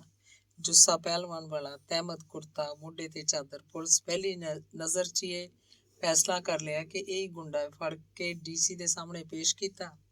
ਮਾਲੂਮ ਹੋਣ ਉੱਤੇ ਡੀਸੀ ਮਾਫੀ ਮੰਗੀ ਤਾਂ ਦਰਵੇਸ਼ ਮੁਸ਼ਾਇਰਾ ਪੜ੍ਹਨ ਤੋਂ ਹੀ ਇਨਕਾਰ ਕਰ ਦਿੱਤਾ। ਬੜੀ ਜੁਰਤ ਵਾਲੀ ਗੱਲ ਸੀ, ਪਰ ਹੁਣ ਇਹ ਕੁੜੀ ਤੇ ਮੁੰਡਾ ਮੇਰੇ ਜ਼ਿਹਨ 'ਚੋਂ ਹੀ ਨਹੀਂ ਸੀ ਨਿਕਲ ਰਹੇ। ਮੈਨੂੰ ਇਹ ਵੀ ਯਾਦ ਆਇਆ ਕਿ ਸਟੇਜ ਤੇ ਸਿਕੰਦਰ ਇੱਕ ਵਾਰ ਬੋਰੇ ਵਾਲਾ ਤੇ ਮੁਸ਼ਾਇਰੇ 'ਚ ਮੈਜਿਸਟ੍ਰੇਟ ਦੀ ਪ੍ਰਧਾਨਗੀ 'ਚ ਉਹਦੇ ਹੀ ਸਾਹਮਣੇ ਉਹਨੂੰ ਤੇ ਉਹਦੀ ਸਰਕਾਰ ਨੂੰ ਖੂਬ ਸੁਣਾਈਆਂ ਸੀ। ਐਸੇ ਸ਼ੇਰ ਪੜ੍ਹੇ ਕਿ ਮੈਜਿਸਟ੍ਰੇਟ ਉੱਥੇ ਹੀ ਜ਼ੁਬਾਨਬੰਦੀ ਦਾ ਹੁਕਮ ਦੇ ਦਿੱਤਾ। ਪਰ ਦਰਵੇਸ਼ ਲੋਕਾਂ ਦਾ ਸ਼ਾਇਰ ਸੀ। ਲੋਕਾਂ ਉੱਥੇ ਹੀ ਇਹਤਜ਼ਾਜ਼ ਕੀਤਾ ਤਾਂ ਮੈਜਿਸਟ੍ਰੇਟ ਨੂੰ ਉੱਥੇ ਹੀ ਆਪਣਾ ਹੁਕਮ ਵਾਪਸ ਲੈਣਾ ਪਿਆ। ਮੈਂ ਇੰਜ ਦੀਆਂ ਸੋਚਾਂ ਸੋਚਦਾ ਗਿਆ ਤੇ ਇੰਜ ਹੀ ਸੋਚਦਾ ਆਇਆ। ਨਸੀਰ ਅਹਿਮਦ ਘਰ ਨਹੀਂ ਸੀ ਮਿਲਿਆ। ਮੈਂ ਆ ਕੇ ਦੱਸਿਆ, ਨਸੀਰ ਅਹਿਮਦ ਘਰ ਨਹੀਂ ਮਿਲਿਆ ਉਸਤਾਦ ਜੀ। ਤੈਨੂੰ ਕਿਹਨੇ ਦੱਸਿਆ? ਘਰ 'ਚ ਉਹਦੀ ਮਾਂ ਮਿਲੀ ਸੀ। ਮੈਂ ਸਹਿਜ ਸੁਭਾਅ ਨਾਲ ਦੱਸਿਆ ਤਾਂ ਮਾਂ ਦੇ ਨਾਮ ਤੇ ਦਰਵੇਸ਼ ਦੀਆਂ ਅੱਖਾਂ 'ਚ ਬਿਜਲੀ ਦੇ ਬੱਲਬ ਵਾਂਗ ਚਮਕ ਜਾਪੀ। ਮੈਨੂੰ ਉਹਨਾਂ ਝੱਟ ਪੁੱਛਿਆ, ਕਿਹੋ ਜਿਹੀ ਸੀ ਨਸੀਰੇ ਦੀ ਮਾਂ? ਮਾਂ ਜਿਵੇਂ ਦੀਆਂ ਮਾਵਾਂ ਹੁੰਦੀਆਂ ਨੇ। ਨਸੀਰੇ ਦੀ ਮਾਂ 'ਚ ਦਿਲਚਸਪੀ ਮੇਰੇ ਲਈ ਇੱਕ ਹੋਰ ਹੈਰਤ ਸੀ। ਮੇਰੇ ਅੰਦਰਲਾ ਸ਼ਰਾਰਤੀ ਪੇਂਡੂ ਜਾਗਣ ਲੱਗ ਪਿਆ ਸੀ। ਨਹੀਂ ਯਾਰ, ਮੇਰਾ ਮਤਲਬ ਹੈ ਉਹਦੀ ਸਿਹਤ ਕੈਸੀ ਹੈ? ਸਿਹਤ ਤਾਂ ਬਹੁਤ ਕਮਾਲ ਦੀ ਹੈ ਗੁਰੂ ਜੀ, ਬੁਢਾਪੇ ਵਿੱਚ ਹੀ ਮੁਅੱਜ਼ਜ਼ ਸੁਆਣੀ ਲੱਗਦੀ ਹੈ। ਉਹਦੇ ਹੋਠ ਅਜੇ ਵੀ ਸੁਰਖ ਤੇ ਗੱਲਾਂ ਭਰੀਆਂ ਨੇ। ਮੈਂ ਚਸਕੇ ਲੈਣ ਲੱਗ ਪਿਆ ਸਾਂ ਤੇ ਸਵਾਦ ਲੈ ਲੈ ਕੇ ਮਾਈ ਦੀ ਤਾਰੀਫ ਕੀਤੀ। ਉਹਦਾ ਹੁਸਨ ਅਜੇ ਕਾਇਮ ਏ। ਮੈਂ ਆਖਿਆ, ਉਹਦੀ ਕਾਠੀ ਤੇ ਜੁੱਸਾ ਮਜ਼ਬੂਤ ਏ, ਉਹਦੇ ਦੰਦ ਅਜੇ ਵੀ ਚਿੱਟੇ ਨੇ। ਮੈਥੋਂ ਜਿੰਨੀ ਤਾਰੀਫ ਹੋ ਸਕਦੀ ਸੀ ਕੀਤੀ। ਉਸਤਾਦ ਜੀ ਕੁਝ ਦੇਰ ਚੁੱਪ ਰਹੇ, ਮੇਰੇ ਵੱਲ ਗੌਰ ਨਾਲ ਵੇਖਦੇ ਰਹੇ। ਮੈਂ ਸੋਚਣ ਲੱਗ ਪਿਆ, ਕਿੱਥੇ ਮੁੰਡਾ, ਕਿੱਥੇ ਹੁਣ ਮੁੰਡੇ ਦੀ ਮਾਂ ਵਿੱਚ ਦਿਲਚਸਪੀ। ਮੇਰੀ ਹੈਰਤ ਤੇ ਸ਼ਰਾਰਤ ਨੂੰ ਸਮਝ ਗਏ ਤੇ ਬੋਲੇ, ਸ਼ੇਖੂਪੁਰੀਆ ਤੂੰ ਵੀ ਪਾਛਾ ਲਾਵਣ ਲੱਗ ਪਿਆ। ਉਹਨਾਂ ਇੰਨੇ ਦੁੱਖ ਨਾਲ ਆਖਿਆ ਕਿ ਮੇਰੇ ਅੰਦਰਲਾ ਕੰਬ ਗਿਆ। ਉਹਨਾਂ ਦੀਆਂ ਅੱਖਾਂ ਭਿੱਜ ਗਈਆਂ ਸਨ। ਮੈਨੂੰ ਆਪਣੀ ਸ਼ਰਾਰਤ ਤੇ ਬਹੁਤ ਹੀ ਅਫਸੋਸ ਹੋਇਆ ਤੇ ਦੁੱਖ ਵੀ। ਮੈਂ ਮਾਫੀ ਮੰਗਦਿਆਂ ਹੋਇਆਂ ਉਹਨਾਂ ਦੇ ਪੈਰ ਫੜ ਲਏ, ਪਰ ਉਹ ਤੇ ਰੋਈ ਜਾਂਦੇ ਸੀ। ਮੈਨੂੰ ਇਕੱਲੇ ਨੂੰ ਛੱਡ ਦੇ ਸ਼ੇਖੂਪੁਰੀਆ। ਬਾ ਹਿੰਮਤ ਦਰਵੇਸ਼ ਅੱਜ ਫਿੱਸ ਪਿਆ ਸੀ। ਮੈਂ ਹੈਰਤਾਂ 'ਚ ਡੁੱਬਾ ਉੱਥੋਂ ਨਿਕਲ ਆਇਆ ਸਾਂ। ਫੈਕਟਰੀ 'ਚ ਇੱਕ ਵਾਰ ਫਿਰ ਮੇਰੀ ਤਬਦੀਲੀ ਹੋਈ। ਮੇਰੀ ਕਿਸੇ ਇੰਚਾਰਜ ਨਾਲ ਬਣ ਨਹੀਂ ਸੀ ਆਉਂਦੀ। ਸਲਾਮ ਕਰਨਾ ਮੈਨੂੰ ਨਹੀਂ ਸੀ ਆਉਂਦਾ ਤੇ ਇਨਸਾਫ ਕਰਨਾ ਉਹਨਾਂ ਨੂੰ ਨਹੀਂ ਸੀ ਆਉਂਦਾ। ਮਜ਼ਦੂਰ ਤੇ ਅਜੇ ਤੀਕਰ ਚੌਧਰੀ ਸਨ, ਆਪਣੇ ਆਪ ਨੂੰ ਮਜ਼ਦੂਰ ਤਾਂ ਮੰਨਦੇ ਹੀ ਨਹੀਂ ਸਨ। ਮੈਂ ਗੱਲ ਮਜ਼ਦੂਰਾਂ ਦੀ ਕਰਦਾ ਸਾਂ, ਇਨਸਾਫ ਤੇ ਅਦਲ ਦੀ, ਪਰ ਮਜ਼ਦੂਰ ਕਿਸਮਤ ਤੇ ਰੱਬ ਦੀ ਗੱਲ ਕਰਦੇ ਸਨ। ਮੈਂ ਹੀ ਝੂਠਾ ਸਾਂ, ਮੈਨੂੰ ਹੀ ਤੋਹਮਤਾਂ ਲੱਗਣੀਆਂ ਸਨ। ਮਜ਼ਦੂਰ ਲੀਡਰ ਵੀ ਖੁਦ ਨੂੰ ਮਜ਼ਦੂਰ ਨਹੀਂ ਸੀ ਸਮਝਦੇ। ਮੈਂ ਇੱਕ ਹੋਰ ਝੂਠ ਵੀ ਬੋਲਣ ਲੱਗ ਪਿਆ। ਆਪਣਾ ਅਸਲ ਪਛਾਣਨ ਲਈ ਪੰਜਾਬੀ ਜ਼ਬਾਨ ਦੀ ਗੱਲ ਕਰਨ ਲੱਗ ਪਿਆ ਸਾਂ। ਪੰਜਾਬੀ ਰਹਿਤਲ ਤੇ ਪੰਜਾਬੀ ਤਾਲੀਮ ਦੀ ਗੱਲ ਮੈਥੋਂ ਹੋ ਜਾਂਦੀ ਸੀ। ਕਾਫਰ ਤਾਂ ਮੈਂ ਪਹਿਲੇ ਹੀ ਮਸ਼ਹੂਰ ਸੀ, ਉੱਤੋਂ ਵਤਨ ਦੁਸ਼ਮਣ ਵੀ ਮਸ਼ਹੂਰ ਹੋ ਗਿਆ। ਖੋਪੜੀ ਮੇਰੀ ਵੀ ਉਲਟੀ ਸੀ। ਅਫਸਰ ਜਾਂ ਇੰਚਾਰਜ ਮੇਰੇ ਨਾਲ ਉਰਦੂ 'ਚ ਗੱਲ ਕਰਦੇ, ਮੈਨੂੰ ਅਦਬ ਸਿਖਾਉਂਦੇ, ਸਮਝਾਉਂਦੇ, ਪਰ ਮੈਂ ਪੰਜਾਬੀ 'ਚ ਬੋਲਾਂ, ਅੱਗੋਂ ਅਖਾਣ ਸੁਣਾਵਾਂ, ਅਖਤਿਆਰ ਵਾਲਿਆਂ ਨੂੰ ਤਾਨੇ ਮਾਰਾਂ, ਤੁਸੀਂ ਆਪਣਾ ਅਸਲ ਭੁੱਲੇ ਹੋਏ ਹੋ, ਤੁਸੀਂ ਸਾਰੇ ਢੋਡਰ ਕਾਂ ਬਣੇ ਹੋ। ਜਵਾਬ 'ਚ ਮੈਨੂੰ ਨਫ਼ਰਤ ਮਿਲਦੀ ਸੀ। ਉਹ ਅਖਤਿਆਰ ਦੇ ਹੁਕਮ ਵਾਲੇ ਸਨ, ਭਲਾ ਕਿਵੇਂ ਆਪਣੀ ਸ਼ਨਾਖਤ ਭੁੱਲ ਸਕਦੇ ਸਨ? ਮੈਂ ਹੀ ਭੁੱਲਿਆ ਹੋਇਆ ਤੇ ਝੂਠਾ ਸਾਂ। ਬਸ ਇਹਨਾਂ ਸਾਰਿਆਂ ਕੌੜਾਂ ਨੂੰ ਲੈ ਕੇ ਹੁਜਰੇ ਆ ਡਿੱਗਦਾ ਸਾਂ। ਹੁਣ ਇੱਥੇ ਵੀ ਉਦਾਸੀਆਂ ਆਉਣ ਲੱਗ ਪਈਆਂ ਸਨ। ਇੱਧਰ ਆਇਆ ਤਾਂ ਹਾਂਡੀ ਪੱਕ ਰਹੀ ਸੀ। ਹੁਜਰੇ ਵਾਲੇ ਦੇ ਨਾਲ ਉਹ ਛੈਲ ਕੁੜੀ ਵੀ ਹਾਂਡੀ ਪਕਾਵਣ 'ਚ ਹੱਥ ਪਵਾ ਰਹੀ ਸੀ। ਨਾਲ ਨਾਲ ਗੱਲਾਂ ਵੀ ਹੋ ਰਹੀਆਂ ਸਨ। ਖਵਾਜਾ ਵੀ ਸੀ, ਹੋਰ ਲੋਕ ਵੀ ਸੀ। ਭੱਤੇ ਵੇਲਾ ਖਾਣ ਮਗਰੋਂ ਲੋਕ ਚਲੇ ਗਏ। ਮੈਂ ਤੇ ਖਵਾਜਾ ਬੈਠੇ ਰਹੇ। ਹੁਜਰੇ ਵਾਲੇ ਉਸ ਕੁੜੀ ਨੂੰ ਸਵਾਲ ਕੀਤਾ, ਤੁਸੀਂ ਬੁੱਢੇ ਬਿਸ਼ਨਈਆਂ ਨੂੰ ਕਿੰਝ ਲੁੱਟ ਲੈਂਦੇ ਹੋ, ਜਦ ਕਿ ਬੁੱਢਾ ਬਿਸ਼ਨੀ ਲੁੱਟੀਜ ਕੇ ਵੀ ਰਾਜੀ ਰਹਿੰਦਾ ਹੈ? ਇਹ ਸਭ ਕੁਝ ਕਿਵੇਂ ਸੰਭਾਲ ਲੈਂਦੇ ਹੋ? ਕੁੜੀ ਨੂੰ ਇੰਝ ਦਾ ਸਵਾਲ ਪੁੱਛਣਾ ਮੇਰੇ ਲਈ ਤੇ ਇਹ ਵੀ ਅਨੋਖੀ ਗੱਲ ਸੀ ਕਿ ਕੋਈ ਝਿਜਕ ਨਹੀਂ, ਕੁੜੀ ਨੂੰ ਕੋਈ ਸ਼ਰਮ ਨਹੀਂ। ਭਾਵੇਂ ਮੈਨੂੰ ਮਾਲੂਮ ਹੋ ਗਿਆ ਸੀ ਕਿ ਕੁੜੀ ਕੋਠੇ ਦੀ ਏ, ਪਰ ਫਿਰ ਵੀ ਹੈ ਤਾਂ ਕੁੜੀ ਸੀ। ਹੁਜਰੇ ਵਾਲਾ ਆਪ ਬਿਸ਼ਨੀ ਵੀ ਨਹੀਂ ਸੀ। ਉਸ ਕੁੜੀ ਬਿਨਾਂ ਕਿਸੇ ਸ਼ਰਮ ਜਾਂ ਝਿਜਕ ਦੇ ਆਖਿਆ, ਬੁੱਢੇ ਨੂੰ ਖੁਸ਼ ਕਰਨਾ ਤੇ ਸਾਡੇ ਲਈ ਬਹੁਤ ਸੌਖਾ ਹੁੰਦਾ ਹੈ। ਸਗੋਂ ਬੁੱਢਾ ਗਾਹਕ ਹੀ ਸਾਨੂੰ ਜ਼ਿਆਦਾ ਪਸੰਦ ਹੁੰਦਾ ਹੈ। ਸਾਨੂੰ ਤੇ ਉਡੀਕ ਹੀ ਬੁੱਢੇ ਦੀ ਰਹਿੰਦੀ ਹੈ। ਕਿਵੇਂ ਰਾਜੀ ਕਰਦੇ ਹੋ ਬੁੱਢੇ ਬਿਸ਼ਨੀ ਨੂੰ? ਪੈਸੇ ਵਾਲਾ ਬੁੱਢਾ ਔਲਾਦ ਕੋਲੋਂ ਅੱਕਿਆ ਹੁੰਦਾ ਹੈ, ਉੱਥੇ ਉਹਦੀ ਕਦਰ ਨਹੀਂ ਹੁੰਦੀ। ਅਸਾਂ ਲੋਕ ਆਪਣੇ ਹੁਸਨ, ਹੁਨਰ ਤੇ ਆਜ਼ਜ਼ੀ ਨਾਲ ਯਕੀਨ ਦਿਵਾ ਦਿੰਦੇ ਹਾਂ ਕਿ ਤੂੰ ਤਾਂ ਅਜੇ ਜਵਾਨ ਹੈ, ਸਗੋਂ ਜਵਾਨਾਂ ਨਾਲੋਂ ਵੀ ਬਹੁਤ ਚੰਗਾ ਲੱਗਣਾ ਹੈ। ਪਰ ਸਾਰੇ ਬੁੱਢੇ ਤਾਂ ਘਰੋਂ ਅੱਕੇ ਨਹੀਂ ਹੁੰਦੇ। ਉਸਤਾਦ ਜੀ ਪੁੱਛਿਆ। ਨਹੀਂ ਜੀ, ਸਾਡੇ ਕੋਲ ਆਉਣ ਵਾਲਾ ਬੁੱਢਾ ਕਿਸੇ ਨਾ ਕਿਸੇ ਹਵਾਲੇ ਨਾਲ ਘਰੋਂ ਅੱਕਿਆ ਹੁੰਦਾ ਹੈ। ਨੂੰਹਾਂ ਧੀਆਂ ਤੇ ਪੁੱਤਰ ਹੁਕਮ ਨਹੀਂ ਮੰਨਦੇ। ਅਸਾਂ ਲੋਕ ਅਦਬ ਨਾਲ ਲਿਫ ਜਾਂਦੇ ਹਾਂ। ਘਰਾਂ 'ਚ ਇਹਨਾਂ ਬੁੱਢੇ ਲੋਕਾਂ ਨੂੰ ਪਿਆਰ ਕੋਈ ਨਹੀਂ ਕਰਦਾ। ਅਸੀਂ ਪਿਆਰ ਦਾ ਜਾਲ ਪਾ ਲੈਂਦੇ ਹਾਂ।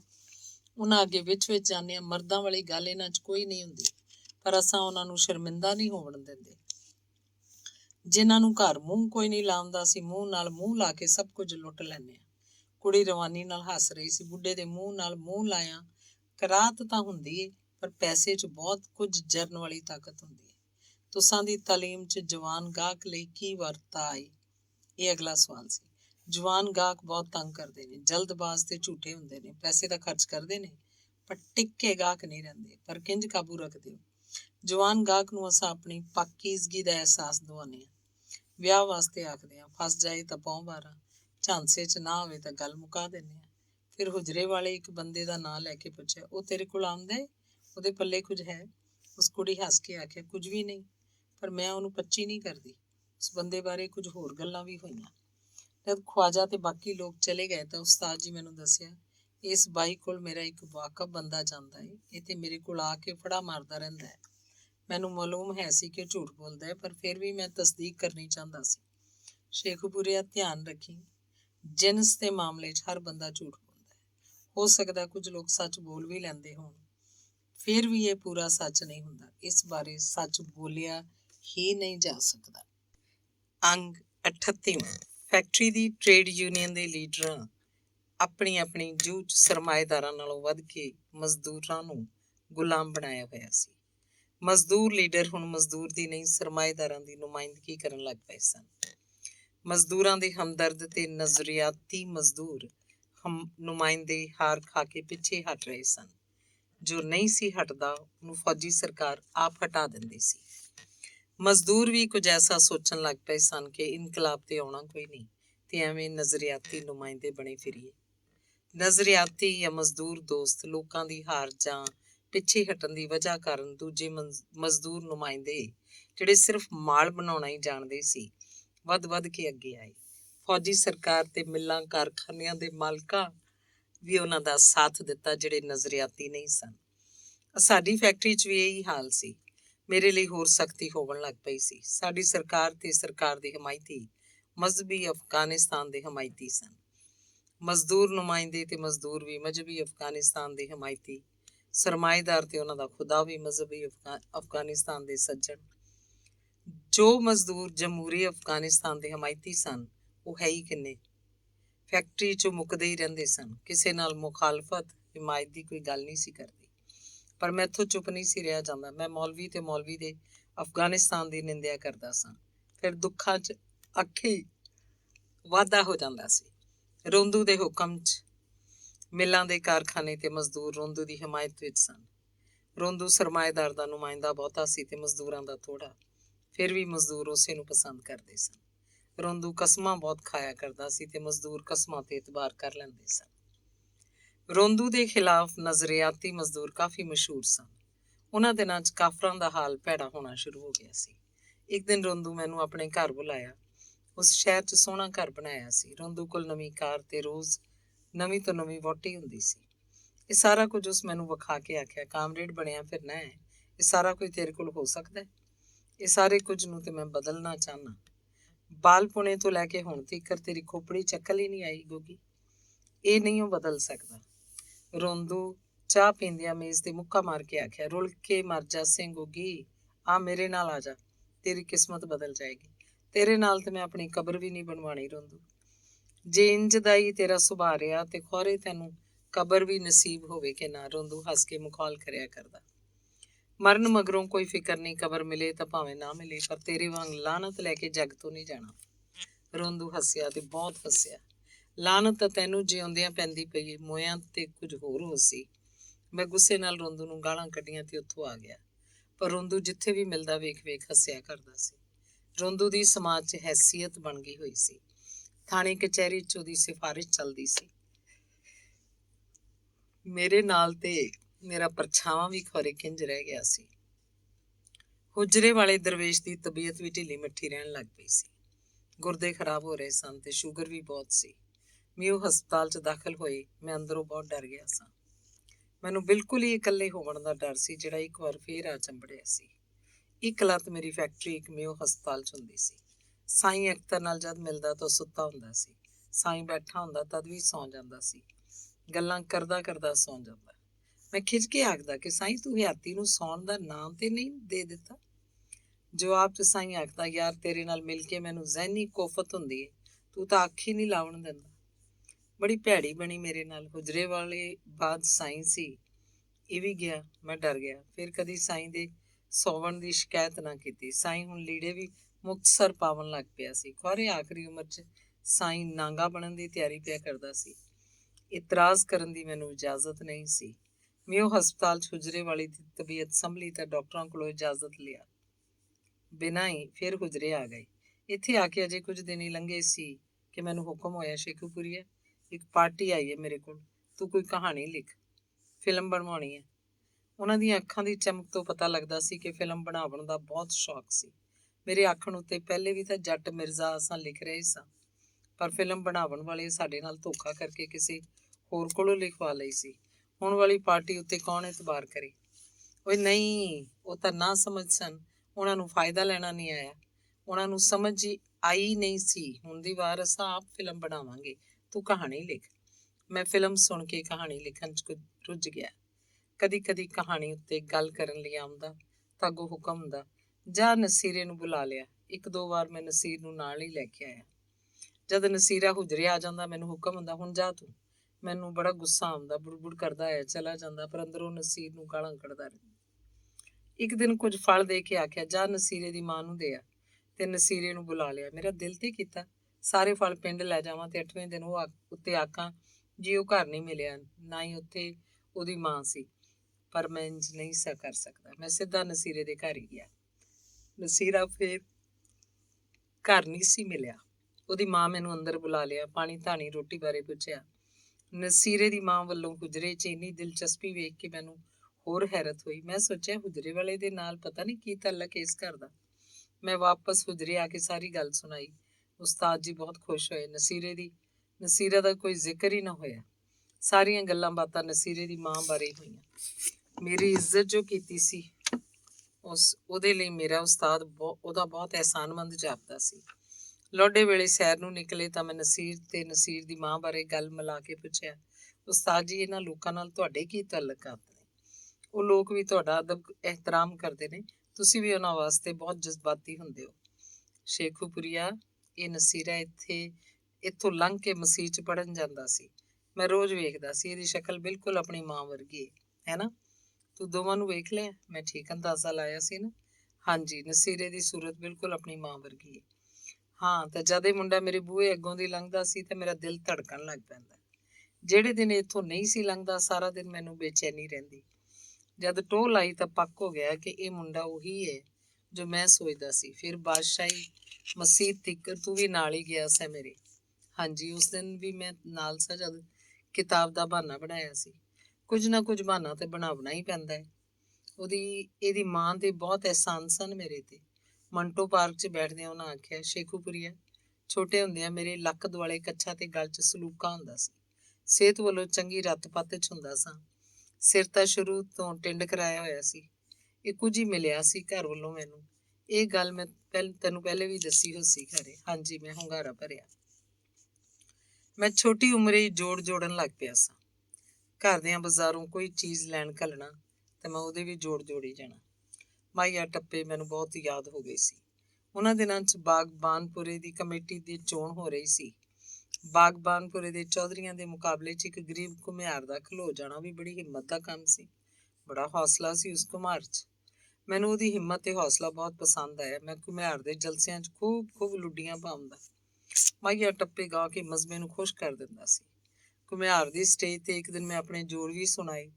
ਸਲੂਕਾ ਤੇ ਕੱਛਾ ਉੱਤੋਂ ਟਿੰਡ, ਧੂਤ ਮਹੂਤ ਜੁੱਸਾ ਮੇਰਾ। ਜਦ ਮੈਂ ਸਟੇਜ ਤੇ ਆ ਕੇ ਨੱਚ ਟੱਪ ਕੇ ਗਾ ਕੇ ਆਖਿਆ, ਉਹ ਡਾਕੂ ਚੋਰ ਲਟੇਰੇ ਲਹਾਵਣ ਲੋਕਾਂ ਦੇ ਲੀੜੇ, ਪਰਚੀ ਨਾ ਪਾਵਣਾ ਓਏ ਪਰਚੀ ਨਾ ਪਾਵਣਾ।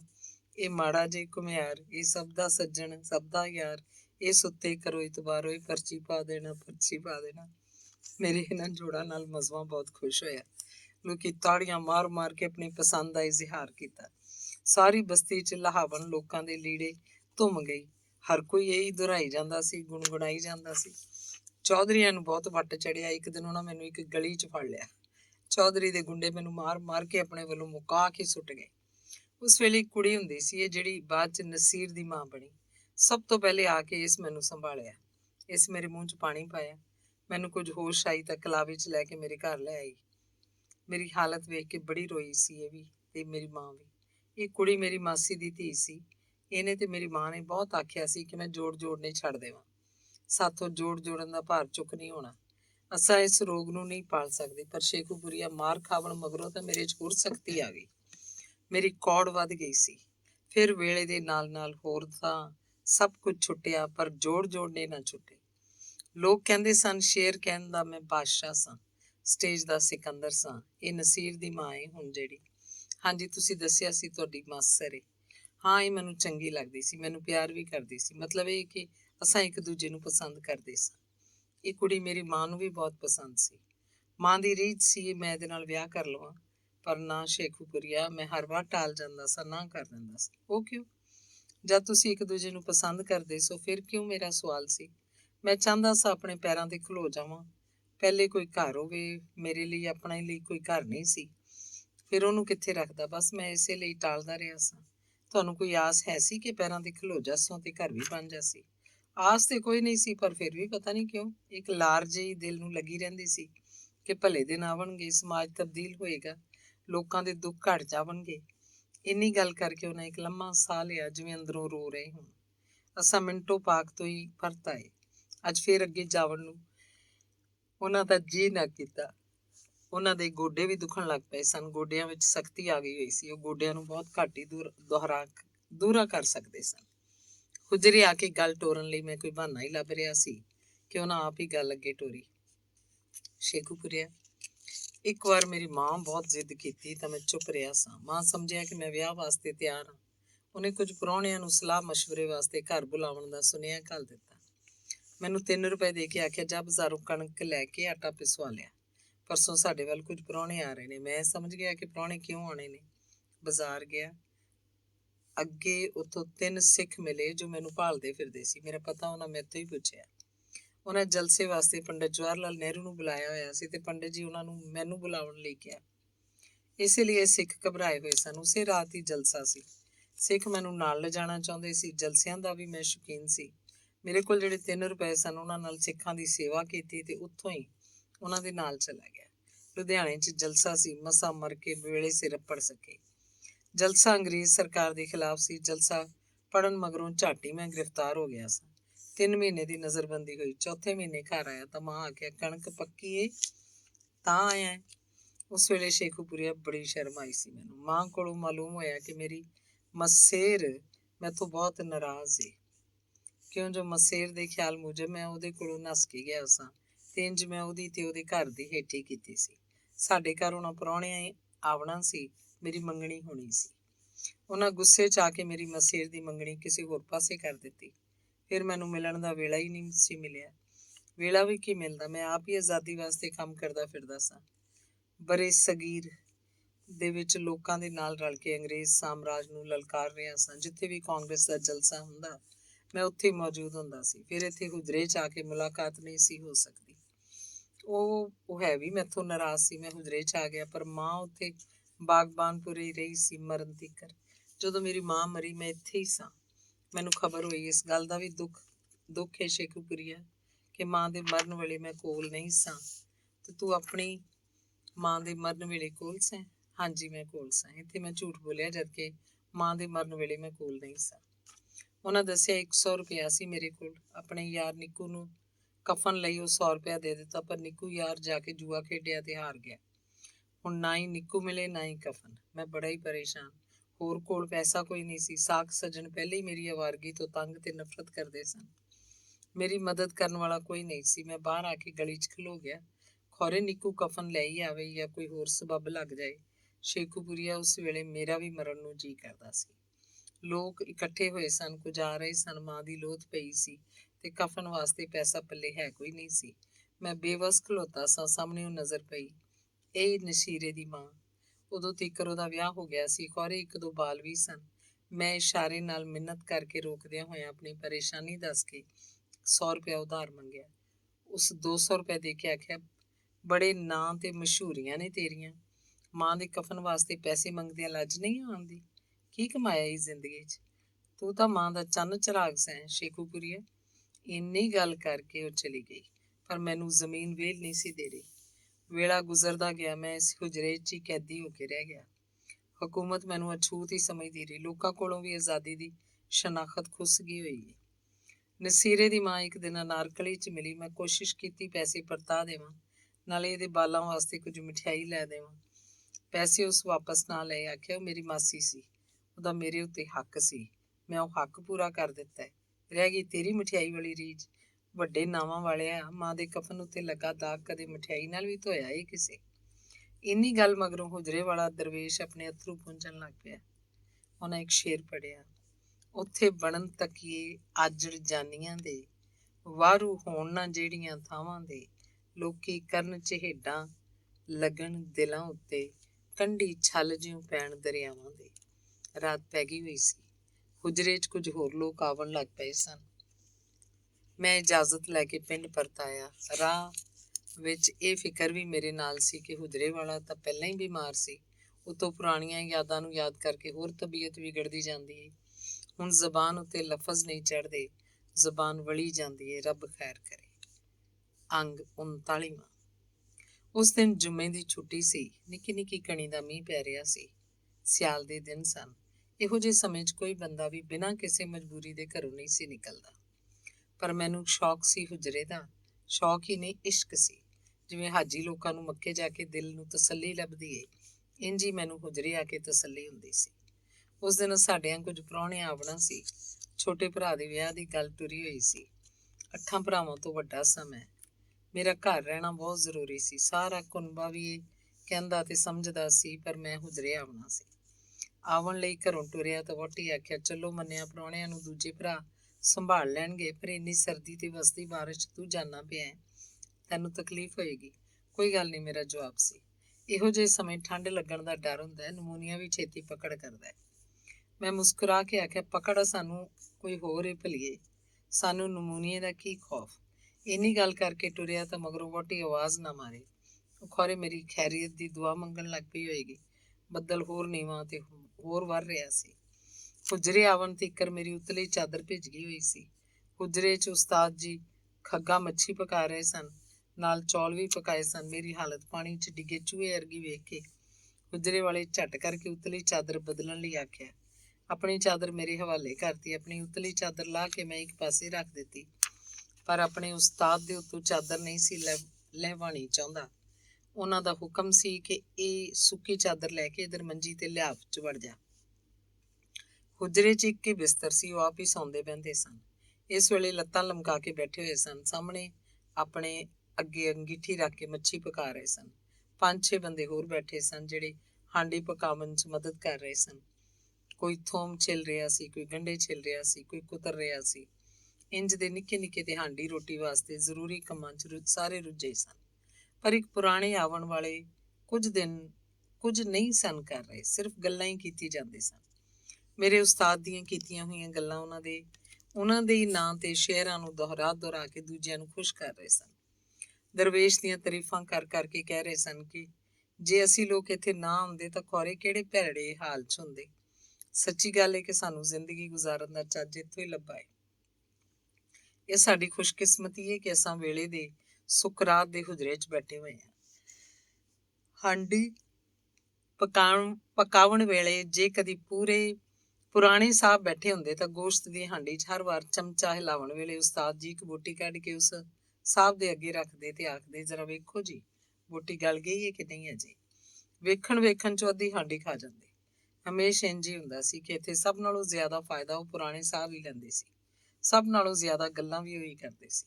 ਕਈ ਵਾਰ ਉਹ ਸਾਹਿਬ ਗਲਤ ਗੱਲਾਂ ਵੀ ਕਰ ਜਾਂਦੇ, ਸ਼ੇਰ ਗਲਤ ਪੜ ਜਾਂਦੇ। ਅੱਜ ਮੱਛੀ ਪੱਕ ਰਹੀ ਸੀ, ਹਾਂਡੀ ਵੱਲ ਉਹ ਸਾਹਿਬ ਝਾਕਦੇ ਸਨ, ਪਰ ਹੁਣ ਕੁਝ ਨਹੀਂ ਸੀ ਮਿਲ ਰਿਹਾ। ਮੇਰੇ ਲਈ ਇਹ ਵੀ ਬਹੁਤ ਵੱਡੀ ਹੈਰਤ ਸੀ ਕਿ ਇਹ ਬੰਦਾ ਬੋਲਦਾ ਏ ਤੇ ਉਸਤਾਦ ਜੀ ਗਲਤ ਗੱਲ ਉੱਤੇ ਟੋਕਦੇ ਕਿਉਂ ਨਹੀਂ, ਸਗੋਂ ਖੁਸ਼ ਹੁੰਦੇ ਨੇ। ਰਿੱਝਦੀ ਹਾਂਡੀ 'ਚੋਂ ਬੋਟੀਆਂ ਚੱਖਣ ਦੇ ਬਹਾਨੇ ਖੁਆ ਦਿੰਦੇ ਸਨ। ਪਰ ਲੋੜਾ ਇਹ ਕਿ ਇਹ ਸਾਹਿਬ ਹੁਜਰੇ 'ਚ ਆਨਾ ਤੱਕ ਨਹੀਂ ਸੀ ਖਰਚ ਕਰਦੇ। ਰੋਜ਼ ਨਾਸ਼ਤਾ ਵੀ ਹੁਜਰੇ 'ਚੋਂ, ਭੱਤੇ ਵੇਲਾ ਵੀ ਇੱਥੋਂ ਤੇ ਸ਼ਰਾਬ ਵੀ ਇੱਥੋਂ ਚੱਕਦੇ ਸਨ।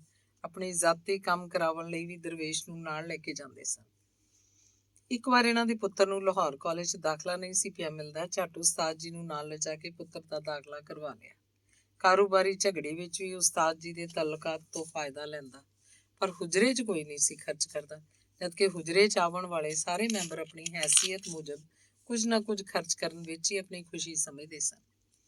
ਇੱਕ ਮੇਰੇ ਪੱਲੇ ਹੀ ਕੁਝ ਨਹੀਂ ਸੀ। 1-2 ਵਾਰ ਮੈਂ ਕੁਝ ਖਰਚ ਕਰਨ ਦਾ ਯਤਨ ਵੀ ਕੀਤਾ, ਪਰ ਮੇਰੇ ਗੁਰੂ ਮਨਾ ਕਰਦਿਆਂ ਹੋਇਆਂ ਆਖਿਆ, ਸ਼ੇਖੂਪੁਰੀਆ, ਮੇਰੇ ਨਾਲੋਂ ਤੇਰੀਆਂ ਲੋੜਾਂ ਬਹੁਤੀਆਂ ਨੇ, ਤੂੰ ਇੱਥੇ ਕੁਝ ਨਾ ਖਰਚਿਆ ਕਰ। ਮੈਂ ਬਥੇਰਾ ਆਖਿਆ, ਗੁਰੂ ਜਦ ਅਸਾਂ ਸਾਰੇ ਰਲ ਕੇ ਅੰਨ ਪਾਣੀ ਕਰਨੇ ਆ ਤਾਂ ਫਿਰ ਖਰਚ ਆਪਣੇ ਉੱਤੇ ਹੋਇਆ, ਤੁਹਾਡੇ ਲਈ ਤੇ ਨਹੀਂ। ਮੇਰੀ ਇਸ ਗੱਲ ਦੀ ਦਲੀਲ ਨੂੰ ਉਹਨਾਂ ਰੱਦ ਕਰਤਾ ਤੇ ਉਹਨਾਂ ਆਖਿਆ, ਬੇਸ਼ੱਕ ਇੱਥੇ ਜੋ ਕੁਝ ਪੱਕਦਾ ਏ ਤੁਸੀਂ ਆਪੇ ਹੀ ਖਾਂਦੇ ਪੀਂਦੇ ਹੋ, ਪਰ ਫਿਰ ਵੀ ਮੈਂ ਨਹੀਂ ਚਾਹੁੰਦਾ ਕਿ ਕਿਸੇ ਗਰੀਬ ਨੂੰ ਇੱਥੇ ਕੁਝ ਖਰਚ ਕਰਨਾ ਪਵੇ। ਮੈਨੂੰ ਇਹ ਬਿਲਕੁਲ ਪਸੰਦ ਹੀ ਨਹੀਂ। ਮੈਥੋਂ ਜ਼ਿਆਦਾ ਗਰੀਬੀ ਕਿਸ ਵੇਖੀ ਹੈ। ਤੈਨੂੰ ਤੇ ਮਾਲੂਮ ਹੈ ਕਿ ਮੇਰੀ ਹਯਾਤੀ ਕਿੰਨੀ ਤਲਖ ਤੇ ਫਾਕਿਆਂ ਮਾਰੀ ਲੰਘੀ ਹੈ। ਇਹ ਵੀ ਤੇ ਮੈਂ ਤੈਨੂੰ ਦੱਸਿਆ ਹੈ ਕਿ ਮੇਰੀ ਮਾਂ ਚੌਧਰੀਆਂ ਦੇ ਘਰ 'ਚ ਨੌਕਰ ਸੀ ਤੇ ਮੈਂ ਵੀ ਨਾਲ ਜਾਂਦਾ ਹੁੰਦਾ ਸੀ। ਜੀ, ਤੁਸੀਂ ਦੱਸਿਆ ਸੀ। ਫਿਰ ਅੱਜ ਇਹ ਵੀ ਸੁਣ ਲੈ ਕਿ ਬਾਕੀ ਦੇ ਘਰ ਦੇ ਜੀਆਂ ਵਾਸਤੇ ਰੋਟੀ ਚੁਰਾ ਕੇ ਮੈਨੂੰ ਫੜਾਇਆ ਕਰਦੀ ਸੀ। ਉਹੀ ਚੁਰਾਈ ਹੋਈ ਰੋਟੀ ਬਾਕੀ ਦੇ ਘਰ ਵਾਲੇ ਖਾ ਕੇ ਢਿੱਡ ਦੀ ਭੁੱਖ ਨੂੰ ਕੁਝ ਚਿਰ ਲਈ ਦਬਾ ਲੈਂਦੇ ਸਨ। ਅਗਲੇ ਦਿਨ ਫਿਰ ਰੋਟੀ ਦੀ ਚੋਰੀ ਲਈ ਸੋਚ ਕਰਨ ਲੱਗ ਪੈਂਦੇ ਸਨ। ਗੱਲ ਤਾਂ ਮਾੜੀ ਸੀ, ਪਰ ਭੁੱਖ ਸਭ ਤੋਂ ਮਾੜੀ ਹੁੰਦੀ ਹੈ। ਇੰਜ ਦੀਆਂ ਗੱਲਾਂ ਮੇਰੇ ਨਾਲ ਅਕਸਰ ਉਸ ਵੇਲੇ ਕਰਦੇ ਸਨ ਜਦੋਂ ਅਸਾਂ ਦੋਵੇਂ ਇਕੱਲੇ ਹੁਜਰੇ 'ਚ ਹੁੰਦੇ ਜਾਂ ਸੈਰ ਲਈ ਜਾਂਦੇ ਸਨ। ਗੱਲ ਕਿਸੇ ਕਿਤਾਬ ਤੋਂ ਸ਼ੁਰੂ ਹੋਵੇ ਤੇ ਭਾਵੇਂ ਕਿਸੇ ਸ਼ੇਰ ਤੋਂ। ਸਮਾਜ ਦੀ ਬਣਤਰ ਤੋਂ ਹੁੰਦੀ ਹੋਈ ਗੱਲ ਭੁੱਖ ਉੱਤੇ ਆਉਂਦੀ ਤਾਂ ਭੁੱਖ ਦੇ ਹਵਾਲੇ ਨਾਲ ਮੇਰਾ ਤੇ ਮੇਰੇ ਉਸਤਾਦ ਜੀ ਦਾ ਜੀਵਨ ਘੜੀ ਮੁੜੀ ਘੁੰਮ ਘੁਮਾ ਕੇ ਗੱਲ ਦੇ ਵਿੱਚ ਆ ਜਾਂਦਾ ਸੀ। ਅਸੀਂ ਦੋਵਾਂ ਦਾ ਜੀਵਨ ਤਲਖ ਭਰਿਆ ਸੀ, ਜਬਰ ਤੇ ਤਸ਼ੱਦਦ ਵਿੱਚ ਫਸਿਆ ਹੋਇਆ। ਕਰੋੜਾਂ ਇਨਸਾਨਾਂ ਨਾਲ ਸਾਡਾ ਸੀਰ ਇਸ ਜੀਵਨ ਦੇ ਹਵਾਲੇ ਨਾਲ ਬਣ ਜਾਂਦਾ ਸੀ। ਭੱਤੇ ਵੇਲੇ ਤੋਂ ਵਿਹਲੇ ਹੋ ਕੇ ਲੋਕ ਇੱਕ ਕਰਕੇ ਚਲੇ ਗਏ। ਉਹ ਸਾਹਿਬ ਅਜੇ ਵੀ ਗੱਲਾਂ ਕੀਤੀ ਜਾ ਰਹੇ ਸਨ। ਉਸਤਾਦ ਜੀ, ਮੈਂ ਤੁਹਾਡੀ ਨਜ਼ਮ ਫਲਾਂ ਥਾਂ ਉੱਤੇ ਸੁਣਾਈ ਸੀ, ਲੋਕ ਬਹੁਤ ਖੁਸ਼ ਹੋਏ ਸਨ। ਮੈਂ ਇੰਜ ਸ਼ੇਰਾਂ ਦੀ ਤਸ਼ਰੀਹ ਕੀਤੀ, ਇੰਜ ਕਰਕੇ ਸਮਝਾਇਆ। ਉਹਨਾਂ ਇੰਜ ਕਿਹਾ, ਮੈਂ ਇੰਜ ਆਖਿਆ। ਉਸ ਸਾਹਿਬ ਦੀ ਹਰ ਗੱਲ ਉਸਤਾਦ ਜੀ ਬੜੇ ਧਿਆਨ ਨਾਲ ਸੁਣ ਰਹੇ ਸਨ, ਹੂੰ ਕਰਦੇ ਸਨ। ਉਸ ਬੰਦੇ ਦੀਆਂ ਕੁਝ ਗਲਤੀਆਂ ਉੱਤੇ ਮੈਨੂੰ ਖਿੱਚ ਚੜ ਰਹੀ ਸੀ, ਪਰ ਜਦ ਉਸਤਾਦ ਜੀ ਕੁਝ ਨਹੀਂ ਸੀ ਬੋਲ ਰਹੇ, ਫਿਰ ਮੈਂ ਕਿਉਂ ਟੋਕਾਂ? ਪਰ ਟੋਕਣ ਨੂੰ ਮੇਰਾ ਜੀਅ ਬਹੁਤ ਕਰਦਾ ਸੀ। ਹੁਣ ਮੈਨੂੰ ਕੁਝ ਸ਼ੇਰ ਤੇ ਕਹਾਣੀ ਦੀ ਸਮਝ ਆ ਗਈ ਹੋਈ ਸੀ, ਪਰ ਮੈਂ ਚੁੱਪ ਹੀ ਰਿਹਾ। ਪਤਾ ਨਹੀਂ ਕਿਉਂ ਮੇਰੇ ਮੂੰਹ ਨੂੰ ਜੰਦਰਾ ਹੀ ਵੱਜਾ ਰਿਹਾ। ਬਿਸਤਰੇ 'ਚੋਂ ਮੈਂ ਨਿਕਲ ਆਇਆ ਸਾਂ ਤੇ ਮੇਰਾ ਪਾਲਾ ਲੱਥ ਗਿਆ ਹੋਇਆ ਸੀ। ਉੱਤੋਂ ਮੱਛੀ ਚੌਲ ਦੀ ਗਰਮੀ, ਉਸ ਗਰਮੀ ਨਾਲ ਮੇਰਾ ਅੰਦਰਲਾ ਪੇਂਡੂ ਜਾਗਣ ਲੱਗ ਪਿਆ ਸੀ। ਉਸਾਬ ਸੋਫਿਆਂ ਤੇ ਤਜ਼ੱਫਫ ਤੋਂ ਗੱਲ ਟੋਰਦੇ ਹੋਏ ਉਸਤਾਦ ਜੀ ਦੀ ਉਦਾਸੀ ਤੇ ਲੈ ਆਏ। ਆਖਿਆ, ਉਸਤਾਦ ਜੀ, ਤੁਹਾਡੀ ਉਦਾਸੀ ਦਾ ਕਾਰਨ ਰੱਬ ਕੋਲੋਂ ਦੂਰੀ ਹੈ। ਮੇਰੇ ਖਿਆਲ ਤੇ ਤੁਸੀਂ ਮਜ਼ਾਰਾਂ ਤੇ ਦਰਬਾਰਾਂ ਤੇ ਜਾਇਆ ਕਰੋ। ਉੱਥੇ ਦਰਵੇਸ਼ਾਂ, ਸਾਧੂਆਂ ਦੇ, ਫਕੀਰਾਂ ਦੀ ਮਹਿਫਿਲ 'ਚ ਬੈਠ ਕੇ ਵੇਖੋ, ਤੁਹਾਡੇ ਰੂਹ ਨੂੰ ਚੈਨ ਤੇ ਆਨੰਦ ਮਿਲੇਗਾ। ਉਸ ਸਾਹਿਬ ਦੀ ਇਸ ਮੱਤ ਉੱਤੇ ਮੈਂ ਉਸਤਾਦ ਜੀ ਦੇ ਮੂੰਹ ਤੇ ਨਜ਼ਰਾਂ ਗੱਡ ਦਿੱਤੀਆਂ, ਵੇਖਾਂ ਕੀ ਜਵਾਬ ਦਿੰਦੇ ਨੇ ਭਲਾ। ਪਰ ਮੈਨੂੰ ਭੱਟੀ ਸਾਹਿਬ ਦੀ ਗੱਲ ਬਹੁਤ ਮਾੜੀ ਲੱਗੀ ਸੀ। ਅਦਬ ਖਾਤਰ ਮੈਂ ਬੋਲਿਆ ਨਾ, ਪਰ ਮੇਰਾ ਗੁਰੂ ਤਾਂ ਸਿਰਫ ਹੂੰ ਠੀਕ ਕਹਿ ਕੇ ਚੁੱਪ ਹੋ ਗਿਆ। ਪਰ ਮੇਰਾ ਅੰਦਰ ਸੜ ਬਲ ਗਿਆ ਸੀ, ਮੈਂ ਚੁੱਪ ਨਾ ਰਹਿ ਸਕਿਆ। ਉਸ ਸਾਹਿਬ ਉੱਤੇ ਸਵਾਲ ਕਰਤਾ। ਮੈਂ ਆਪਣੇ ਤਾਏ ਤੇ ਸੰਗੀ ਸਾਥੀ ਵੇਖੇ ਸਨ, ਮਜ਼ਾਰਾਂ ਤੇ ਦਰਬਾਰਾਂ ਉੱਤੇ ਵੀ ਬੈਠਦਾ ਰਹਿੰਦਾ ਸਾਂ। ਇਹਨਾਂ ਦਰਵੇਸ਼ਾਂ ਤੇ ਫਕੀਰਾਂ ਦੀ ਬੋਲੀ ਠੋਲੀ ਤੇ ਸਲਾਮ ਦੁਆ ਤੋਂ ਲੈ ਕੇ ਕੁਝ ਰਵਾਇਤਾਂ ਵੀ ਜਾਣਦਾ ਸਾਂ। ਮੇਰਾ ਸਵਾਲ ਸੀ, ਕਿਉਂ ਸਾਹਿਬ? ਕੀ ਉਹ ਮਜ਼ਾਰਾਂ ਉੱਤੇ ਬੈਠਣ ਵਾਲੇ ਸਾਧੂ ਤੇ ਫਕੀਰ ਸ਼ਾਂਤ ਜਾਂ ਮੁਤਮੱਯਨ ਨੇ? ਇਹਨਾਂ ਨੂੰ ਕੋਈ ਉਦਾਸੀ ਨਹੀਂ? ਕੀ ਖਿਆਲ ਹੈ ਤੁਹਾਡਾ? ਇਹ ਭੁੱਖ ਦੇ ਮਾਰੇ ਹੋਏ ਲੋਕ, ਨਿਆਜ਼ਾਂ ਨੂੰ ਉਡੀਕਦੇ ਹੋਏ ਫਕੀਰ ਤੇ ਸਾਧੂ ਰੱਬ ਲਈ ਬੈਠੇ ਨੇ। ਉਸਤਾਦ ਜੀ ਤੇ ਉਹ ਸਾਹਿਬ ਦੋਵੇਂ ਮੇਰੇ ਮੂੰਹ ਵੱਲ ਵੇਖਣ ਲੱਗ ਪਏ ਸਨ। ਉਸਤਾਦ ਦੇ ਮੂੰਹ ਤੇ ਗੁੱਝੀ ਜੀ ਮੁਸਕਰਾਹਟ ਸੀ। ਉਸ ਸਾਹਿਬ ਦੇ ਚਿਹਰੇ ਉੱਤੇ ਕੁਝ ਫਿਕਰ ਦੀਆਂ ਲਹਿਰਾਂ ਉੱਭਰਦੀਆਂ ਜਾਪੀਆਂ ਸਨ। ਉਹ ਸਾਹਿਬ ਜਵਾਬ 'ਚ ਬੋਲੇ ਕਿ ਮਜ਼ਾਰਾਂ 'ਚ ਸਮਾਏ ਹੋਏ ਸੂਫੀ ਤੇ ਦਰਵੇਸ਼ ਅੱਲਾ ਦੇ ਨੇੜੇ ਸਨ। ਇਹਨਾਂ ਲੋਕਾਂ ਰੱਬ ਨੂੰ ਪਾ ਲਿਆ ਸੀ। ਇਹਨਾਂ ਦੇ ਦਰ ਤੋਂ ਹੀ ਸ਼ਾਂਤੀ, ਤਸੱਲੀ ਤੇ ਸਰੂਰ ਮਿਲ ਸਕਦਾ ਹੈ। ਜਿਹੜਾ ਬੰਦਾ ਦੁਨੀਆ ਦਾ ਲੋਭ ਲਾਲਚ ਛੱਡ ਕੇ ਬਹਿ ਜਾਏ, ਉਹ ਹੀ ਖੁਸ਼ ਰਹਿ ਸਕਦਾ ਹੈ। ਤੇ ਇਹਨਾਂ ਲੋਕਾਂ ਦੁਨੀਆ ਛੱਡੀ ਹੋਈ ਹੈ, ਇਸੇ ਲਈ ਖੁਸ਼ ਰਹਿੰਦੇ ਨੇ। ਉਸ ਸਾਹਿਬ ਦਾ ਜਵਾਬ ਤੇ ਤਕਰੀਰ ਸੁਣ ਕੇ ਪਤਾ ਨਹੀਂ ਕਿਉਂ ਮੇਰੀ ਮੱਤ ਮਾਰੀ ਗਈ। ਮੈਂ ਬਿਨਾਂ ਕਿਸੇ ਅਦਬ ਲਿਹਾਜ਼ ਦੇ ਇਹ ਖਿਆਲ ਕੀਤੇ ਬਿਨਾਂ ਕਿ ਮੈਂ ਇਲਮੋਂ ਅਦਬ ਤੇ ਇਹਤਰਾਮ ਵਾਲੀ ਥਾਂ ਤੇ ਬੈਠਾ ਹਾਂ, ਝੱਟ ਆਖਿਆ, ਲਾਹਨਤ ਇਸ ਖੁਸ਼ੀ ਉੱਤੇ ਸਾਹਿਬ ਜਿਹੜੀ ਲੋਕਾਂ ਦੀ ਕਮਾਈ ਹੋਈ ਰੋਟੀ ਖਾ ਕੇ ਮਿਲੇ। ਜਿਹੜਾ ਬੰਦਾ ਆਪ ਕਮਾ ਕੇ ਨਹੀਂ ਖਾਂਦਾ, ਉਹ ਰੱਬ ਦੇ ਨੇੜੇ ਨਹੀਂ ਹੋ ਸਕਦਾ। ਕੀ ਮਤਲਬ? ਉਹ ਸਾਹਿਬ ਫਿਕਰ ਨਾਲ ਕੁਝ ਉਭਰੇ। ਗੱਲ ਕਰਨ ਵੇਲੇ ਤਾਂ ਮੇਰਾ ਮਤਲਬ ਸਿਰਫ ਉਹਨਾਂ ਫਕੀਰਾਂ ਤੇ ਸਾਧੂਆਂ ਦੀ ਬੇਕਾਰੀ ਵੱਲ ਸੀ, ਪਰ ਹੁਣ ਮਾਲੂਮ ਹੋਇਆ ਕਿ ਫਿਕਰਾ ਸਿੱਧਾ ਉਸ ਸਾਹਿਬ ਉੱਤੇ ਜਾ ਵੱਜਿਆ ਸੀ। ਪਰ ਹੁਣ ਕੀ ਹੋ ਸਕਦਾ ਸੀ? ਗੱਲ ਤਾਂ ਮੂੰਹੋਂ ਨਿਕਲ ਗਈ ਸੀ।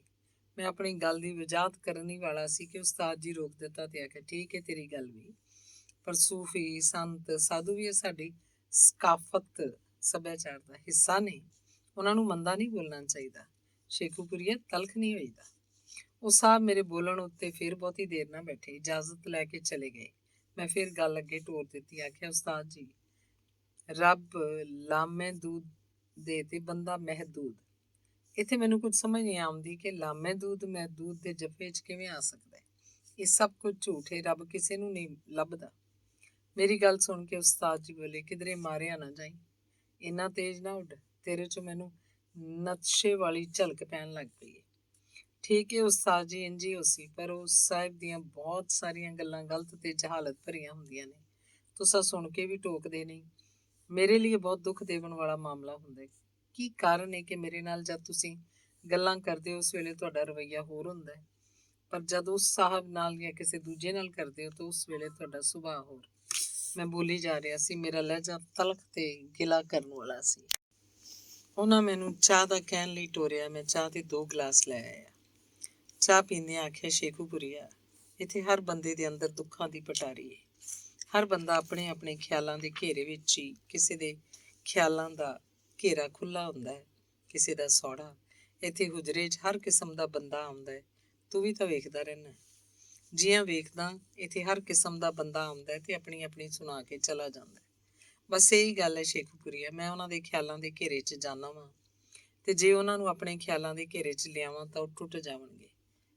ਲੋਕ ਬਹੁਤ ਦੁਖੀ ਨੇ, ਉਹਨਾਂ ਦੇ ਦੁੱਖ ਸੁਣਨੇ ਚਾਹੀਦੇ ਨੇ, ਆਪਣੀ ਨਹੀਂ ਮਾਰੀ ਚਾਹੀਦੀ। ਕੁਝ ਸਮਝਿਆ ਏ ਕਿ ਸੌਂ ਗਿਆ ਏ? ਉਹਨਾਂ ਹੱਸਦਿਆਂ ਹੋਇਆ ਆਖਿਆ, ਪੀ ਚਾਹ, ਤੈਨੂੰ ਕੁਝ ਹੋਸ਼ ਆਵੇ।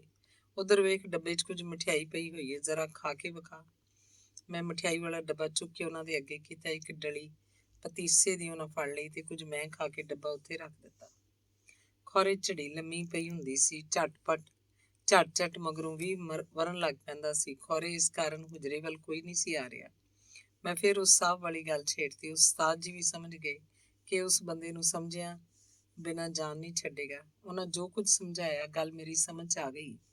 ਉਹਨਾਂ ਦੇ ਖਿਆਲ ਵਿੱਚ ਉਹ ਸਾਹਿਬ ਇੱਕ ਮੌਜੂ ਸਨ ਮੇਰੇ ਲਈ, ਜਿਹੜਾ ਮੇਰੀ ਹੀ ਨਕਲ ਮੇਰੇ ਸਾਹਮਣੇ ਕਰਦਾ ਹੈ। ਮੈਨੂੰ ਲੁਤਫ ਆਉਂਦਾ ਹੈ। ਇਸ ਲੁਤਫ ਵਾਸਤੇ ਮੈਨੂੰ ਉਹਨੂੰ ਨਾਸ਼ਤਾ ਵੀ ਕਰਵਾਉਣਾ ਪੈਂਦਾ ਹੈ, ਸ਼ਰਾਬ ਤੇ ਰੋਟੀ ਵੀ ਖਵਾਉਣੀ ਪੈਂਦੀ ਹੈ। ਇਹਦੇ ਕੁਝ ਕੰਮ ਜਿਹੜੇ ਮੇਰੇ ਵੱਸ 'ਚ ਹੋਣ ਉਹ ਵੀ ਕਰਨੇ ਪੈਂਦੇ ਨੇ। ਸਗੋਂ ਕੋਈ ਨਵਾਂ ਸ਼ੇਰ ਹੋਵੇ ਤਾਂ ਉਹ ਵੀ ਮੈਂ ਉਹਨੂੰ ਆਪ ਜਾ ਕੇ ਸੁਣਾ ਆਉਣਾ ਵਾਂ। ਉਹ ਬੇਇਲਮ ਹੋਣ ਦੇ ਬਾਵਜੂਦ ਆਪਣੇ ਆਪ ਨੂੰ ਆਲਮ ਸਾਬਤ ਕਰਨ ਤੁਰਿਆ ਹੋਇਆ। ਇਹੀ ਮੇਰੇ ਵਾਸਤੇ ਬਹੁਤ ਸਰੂਰ ਏ ਜੋ ਮੈਨੂੰ ਇੱਥੋਂ ਬੈਠਿਆਂ ਹੀ ਮਿਲ ਜਾਂਦਾ ਹੈ। ਇਸ ਤੋਂ ਬਾਅਦ ਮੈਂ ਆਪਣੇ ਉਸਤਾਦ ਦੀ ਹੀ ਛਤਰੀ ਲੈ ਕੇ ਘਰ ਨੂੰ ਪਰਤ ਆਇਆ। ਸ਼ਾਮ ਪੈ ਗਈ ਹੋਈ ਸੀ।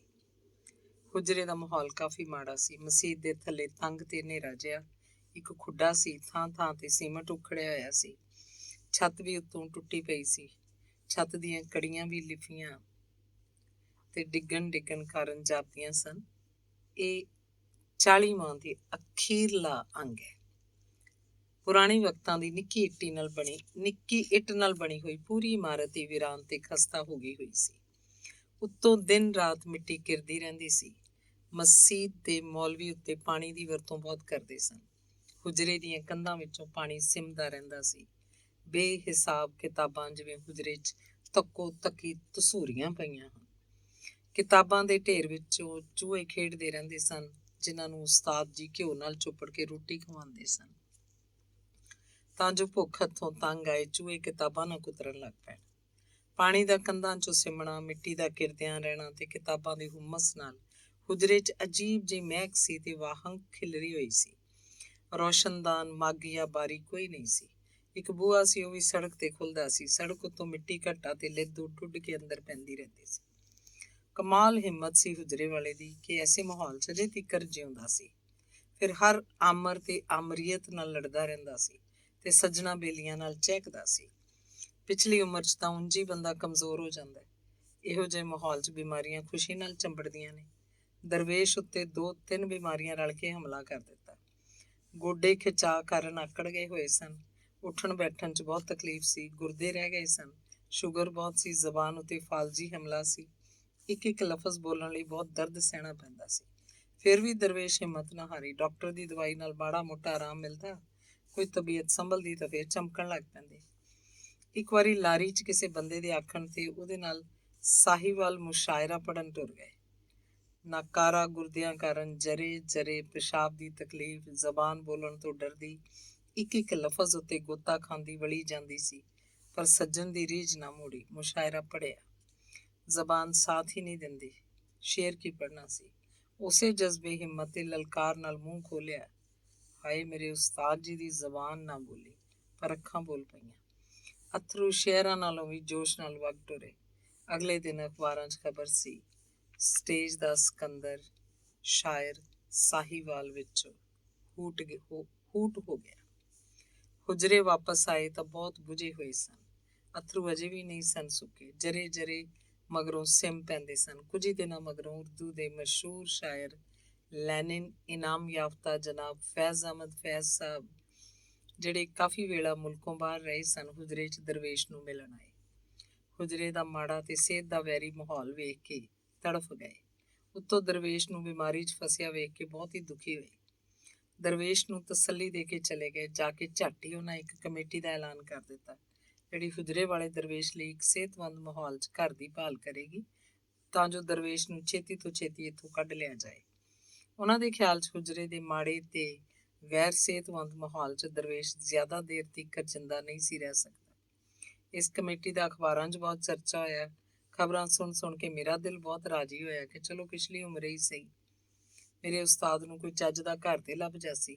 ਹੋ ਸਕਦਾ ਚੰਗੇ ਮਾਹੌਲ 'ਚ ਜਾ ਕੇ ਤਬੀਅਤ ਸੰਭਲ ਜਾਏ। ਉਸਤਾਦ ਜੀ ਫਿਰ ਚਮਕਣ ਲੱਗ ਪੈਣ। ਉਂਝ ਹੀ ਮਹਿਫਲਾਂ ਸੱਜ ਜਾਵਣ। ਇਲਮੋ ਅਦਬ ਤੇ ਅਦਲੋ ਦਾਨਿਸ਼ ਦੀਆਂ ਗੱਲਾਂ, ਬਹਿਸਾਂ ਤੇ ਮੁਹੱਬਤਾਂ ਖਿਲਰਨ ਲੱਗ ਪੈਣ। ਸੱਚੀ ਇਸ ਖਬਰ ਨਾਲ ਬਹੁਤ ਖੁਸ਼ੀ ਹੋਈ ਸੀ ਮੈਨੂੰ। ਮੈਂ ਜਦ ਇਸ ਖਬਰ ਦਾ ਜ਼ਿਕਰ ਹੁਜਰੇ 'ਚ ਕੀਤਾ ਤਾਂ ਦਰਵੇਸ਼ ਆਖਿਆ, ਸ਼ੇਖੂਪੁਰੀਆ, ਰਵਾਂਗਾ ਮੈਂ ਇੱਥੇ, ਜ਼ਰਾ ਇਹਨਾਂ ਨੂੰ ਘਰ ਲੱਭ ਲੈਣ ਦੇ, ਫਿਰ ਪੁੱਛਾਂਗਾ ਕਿ ਸਹੁਰਿਓ ਹੁਣ ਖਿਆਲ ਆਇਆ ਤੁਹਾਨੂੰ ਮੇਰੀ ਸਿਹਤ ਦਾ, ਜਦ ਮੈਂ ਆਪ ਹੀ ਜਾਵਣ ਵਾਲਾ।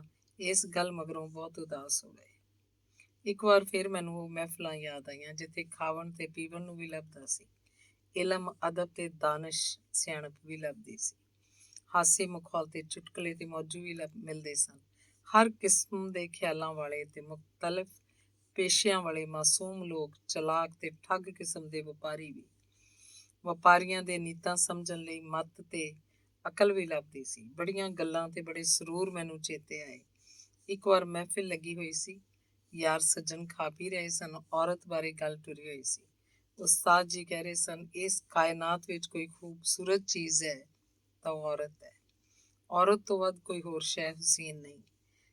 ਜਿਨ੍ਹਾਂ ਵੀ ਇਸ ਹਸੀਨ ਸ਼ੈ ਦੀ ਬੇਕਦਰੀ ਕੀਤੀ ਹੈ ਜਾਂ ਇਹਤਰਾਮ ਨਹੀਂ ਕੀਤਾ, ਉਹਨਾਂ ਨੂੰ ਹੀ ਸੁੱਖ ਨਸੀਬ ਨਹੀਂ ਹੋਇਆ। ਇਹ ਸਾਧੂ, ਸੰਤਾਂ ਤੇ ਫਕੀਰ ਔਰਤ ਦੇ ਹੀ ਧੁਤਕਾਰੇ ਹੋਏ ਨੇ। ਮਤਲਬ ਇਹ ਕਿ ਉਹਨਾਂ ਨੂੰ ਔਰਤ ਦੀ ਨਾ ਕਦਰੀ ਤੇ ਬੇਹੁਰਮਤੀ ਕਰਨ ਵਜੋਂ ਫਿਟਕਾਰ ਪਈ ਹੋਈ ਹੈ।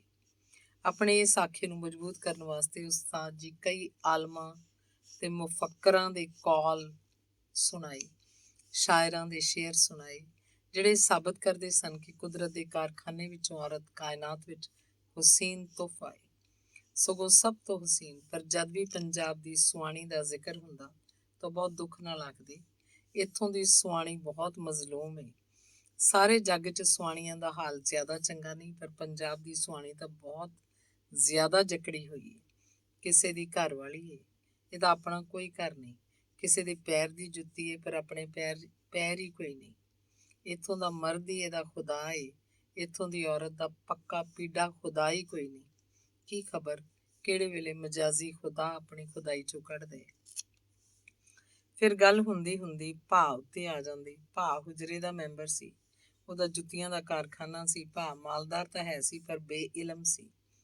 ਅਸਾਂ ਸਾਰੇ ਮੁਜਰੇ ਦੇ ਮੈਂਬਰ ਭਾ ਹੀ ਆਖਦੇ ਸਾਂ। 50 ਕੁ ਸਾਲ ਦੇ ਭਾ ਦੂਜੀ ਸ਼ਾਦੀ ਕਰ ਲਈ। ਇੱਕ ਦਿਨ ਇੱਥੇ ਬੈਠਿਆਂ ਹੁਜਰੇ ਵਾਲੇ ਅਚਨਚੇਤ ਸਵਾਲ ਕਰਤਾ, ਭਾਜੀ ਕੀ ਕਾਰਨ ਹੈ ਦੂਸਰੀ ਸ਼ਾਦੀ ਦਾ, ਜਦ ਕਿ ਤੁਸਾਂ ਦੀ ਪਹਿਲੀ ਵਹੁਟੀ ਵੀ ਹਯਾਤ ਏ ਤੇ ਤੁਸਾਂ ਦੇ ਕੋਲ ਏ। ਭਾ ਮੁਕਤਸਰ ਜਵਾਬ ਦਿੱਤਾ, ਉਸਤਾਦ ਜੀ ਪਹਿਲੀ ਬੀਵੀ ਨਾਲ ਬਣ ਨਹੀਂ ਆਈ। ਦੂਜਾ ਸਵਾਲ ਹੋਇਆ, ਪਹਿਲੀ ਬੀਵੀ 'ਚੋਂ ਬਾਲ ਕਿੰਨੇ ਹੋਏ? ਫਿਰ ਮੁਕਤਸਰ ਜਵਾਬ, 8 ਬਾਲ ਨੇ ਜੀ ਪਹਿਲੀ ਬੀਵੀ 'ਚੋਂ। ਤੀਜਾ ਸਵਾਲ, ਤੇ ਭਾਜੀ ਜੇ ਬਣ ਆ ਜਾਂਦੀ ਤਾਂ? ਮਹਿਫਿਲ 'ਚ ਬਹੁਤ ਹਾਸਾ ਖਿਲ ਰਿਹਾ। ਭਾ 25 ਤਾਂ ਹੋਇਆ, ਪਰ ਹੱਸਦਾ ਰਿਹਾ। ਇਹੋ ਜਿਹੀਆਂ ਕਈ ਗੱਲਾਂ ਤੇ ਹਾਸੇ ਹੁੰਦੇ ਸਨ ਹੁਜਰੇ ਵਿੱਚ। ਮੈਨੂੰ ਸਭ ਕੁਝ ਯਾਦ ਆ ਰਿਹਾ ਸੀ। ਕੁਝ ਅਰਸੇ ਮਗਰੋਂ ਇਸੇ ਭਾ ਬਾਰੇ ਫਿਰ ਚੁਟਕਲਾ ਬਣ ਗਿਆ। ਭਾ ਦੇ ਕਾਫੀ ਬਾਲ ਸਨ, 2 ਟੱਬਰਾਂ ਦੀ ਔਲਾਦ ਸੀ। ਨਵੇਂ ਜੰਮੇ ਬਾਲ ਲਈ ਨਾਂ ਲੱਭਣਾ ਔਖਾ ਹੋ ਜਾਂਦਾ ਸੀ। ਇੱਕ ਵਾਰੀ ਇੱਕ ਬਾਲ ਦਾ ਨਾਂ ਲੱਭਣ ਲਈ ਹੁਜਰੇ ਵਿੱਚ ਫਰਮਾਇਸ਼ ਆਈ ਕਿ ਭਾ ਦੇ ਘਰ ਅੱਲਾ ਪੁੱਤਰ ਦਿੱਤਾ ਹੈ, ਕੋਈ ਸੋਹਣਾ ਜਿਹਾ ਨਾਂ ਦੱਸੋ, ਬੱਚੇ ਦਾ ਕੀ ਨਾਂ ਰੱਖੀਏ। ਨਵਾਂ ਨਾਂ ਲੱਭਣ ਲਈ ਪਹਿਲੇ ਫੁਰਤੀ ਨਾਲ ਮੈਂ ਆਪਣਾ ਕੰਮ ਕਰ ਲੈਂਦਾ ਸੀ। ਇੱਕ ਵਾਰ ਤਾਂ ਉਹਨਾਂ ਮੈਨੂੰ ਫੜ ਹੀ ਲਿਆ ਸੀ, ਮਾਰਿਆ ਕੁੱਟਿਆ ਵੀ, ਪਰ ਕੀ ਕਰਦਾ, ਪੜ੍ਹਾਈ ਵੀ ਜ਼ਰੂਰੀ ਸੀ। ਆਪਣੇ ਦਾਦੇ ਨੂੰ ਪੜ੍ਹ ਕੇ ਵਿਖਾਣਾ ਸੀ, ਇਸ ਲਈ ਜਦ ਵੀ ਦਾ ਲੱਗਦਾ ਮੈਂ ਪੋਸਟਰ ਲਾ ਲੈਂਦਾ ਸਾਂ। ਸ਼ੇਖੂਪੁਰੀਆ, ਪੜ੍ਹਨ ਤੋਂ ਮੇਰਾ ਮਨ ਨਹੀਂ ਰੱਜਦਾ। ਬਥੇਰਾ ਪੜ੍ਹਿਆ, ਪਰ ਜਾਪਦਾ ਮੈਂ ਕੁਝ ਵੀ ਨਹੀਂ ਪੜ੍ਹਿਆ। ਨਵਾਂ ਨਾਂ ਲੱਭਣ ਲਈ ਪਹਿਲੇ ਬਾਲਾਂ ਦਾ ਨਾਂ ਮਾਲੂਮ ਹੋਣਾ ਜ਼ਰੂਰੀ ਸੀ। ਪਹਿਲੇ ਬਾਲਾਂ ਦੇ ਨਾਂ ਨਾਲ ਹੀ ਤਾਨ ਹੁਸੈਨ ਉੱਤੇ ਆਉਂਦੀ ਸੀ, ਜਿਵੇਂ ਸਰਫਰਾਜ਼ ਹੁਸੈਨ, ਇੰਤਜ਼ਾਰ ਹੁਸੈਨ, ਕੁਰਬਾਨ ਹੁਸੈਨ, ਸੱਜਾਦ ਹੁਸੈਨ ਵਗੈਰਾ। ਨਵੇਂ ਬਾਲ ਦੇ ਨਾਂ ਉੱਤੇ ਤਜਵੀਜ਼ ਹੋਇਆ ਕਿ ਬਸ ਕਰ ਹੁਸੈਨ ਰੱਖਿਆ ਜਾਏ। ਫਿਰ ਭਾ 25 ਹੋਇਆ, ਪਰ ਮਹਿਫਿਲ ਵਿੱਚ ਹਾਸਾ ਖਿਲਰ ਗਿਆ। ਕਿੰਨੇ ਹੀ ਦਿਨ ਤੀਕਰ ਬਸ ਕਰ ਹੁਸੈਨ ਮੌਜੂ ਮਤਲਬ ਵਿਸ਼ਾ ਬਣਿਆ ਰਿਹਾ। ਇੱਕ ਵਾਰ ਟਾਂਗੇ ਉੱਤੇ ਬੈਠੇ ਤਾਂ ਕੋਚਵਾਨ ਨੇ ਆਖਿਆ, ਇੱਧਰੋਂ ਚੱਲ। ਉਸ ਪਾਸੇ 1 ਵੇ ਸੀ। ਕੋਚਵਾਨ ਇਹੀ ਆਖਿਆ, ਪਰ ਉਸਤਾਦ ਜੀ ਕਹਿੰਦੇ ਇੱਧਰ ਚੱਲ। ਕੋਚਵਾਨ ਫੇਰ ਆਖਿਆ, ਪਹਿਲਵਾਨ ਸਾਹਮਣੇ ਸਿਪਾਹੀ ਖਲੋਤਾ ਹੈ, ਉਸ ਜਾਵਣ ਨਹੀਂ ਦੇਣਾ। ਤੂੰ ਜਾ ਕੇ ਸਿਪਾਹੀ ਨੂੰ ਆਖ ਦੇ ਕਿ ਟਾਂਗੇ ਉੱਤੇ ਭੋਲੂ ਪਹਿਲਵਾਨ ਦਾ ਪਿਓ ਬੈਠਾ ਹੋਇਆ ਹੈ। ਕੋਚਵਾਨ ਜਾ ਕੇ ਇੰਝ ਹੀ ਆਖਿਆ, ਪਰ ਸਿਪਾਹੀ ਭੋਲੂ ਪਹਿਲਵਾਨ ਦੇ ਪਿਓ ਨੂੰ ਵੇਖਿਆ ਹੋਇਆ ਸੀ, ਇਸ ਲਈ ਉਹਨੇ ਆਖਿਆ, ਇਹ ਭੋਲੂ ਪਹਿਲਵਾਨ ਦਾ ਪਿਓ ਨਹੀਂ। ਕੋਚਵਾਨ ਆ ਕੇ ਸਿਪਾਹੀ ਦੀ ਗੱਲ ਸੁਣਾਈ, ਜਵਾਬ 'ਚ ਹੱਸਦਿਆਂ ਹੋਇਆ ਆਖਿਆ, ਬੇਵਕੂਫ ਹੈ ਤੇਰਾ ਸਿਪਾਹੀ, ਉਹਨੂੰ ਕੀ ਪਤਾ ਹੋਵੇ ਕਿ ਪਹਿਲਵਾਨ ਇੱਕ ਪਿਓ ਨਾਲ ਥੋੜਾ ਬਣਦਾ ਹੈ। ਵਾਹ, ਹਾਸੇ ਹਾਸੇ 'ਚ ਕਿੰਨੀ ਵੱਡੀ ਸੱਚਾਈ ਸੀ, ਕਿੰਨੇ ਭੁਲੇਖਿਆਂ 'ਚ ਹਾਸੇ ਸਨ। ਉਸਤਾਦ ਜੀ ਦੱਸਦੇ ਨੇ ਕਿ ਇੱਕ ਵਾਰੀ ਟਕਸਾਲੀ ਦਰਵਾਜ਼ੇ ਦੇ ਬਾਹਰ ਇੱਕ ਹੱਟੀ ਤੇ ਕੋਕਾ ਕੋਲਾ ਪੀ ਰਹੇ ਸੀ, ਕਿਧਰੋਂ ਬਾਹਰੋਂ ਆਏ ਸਨ।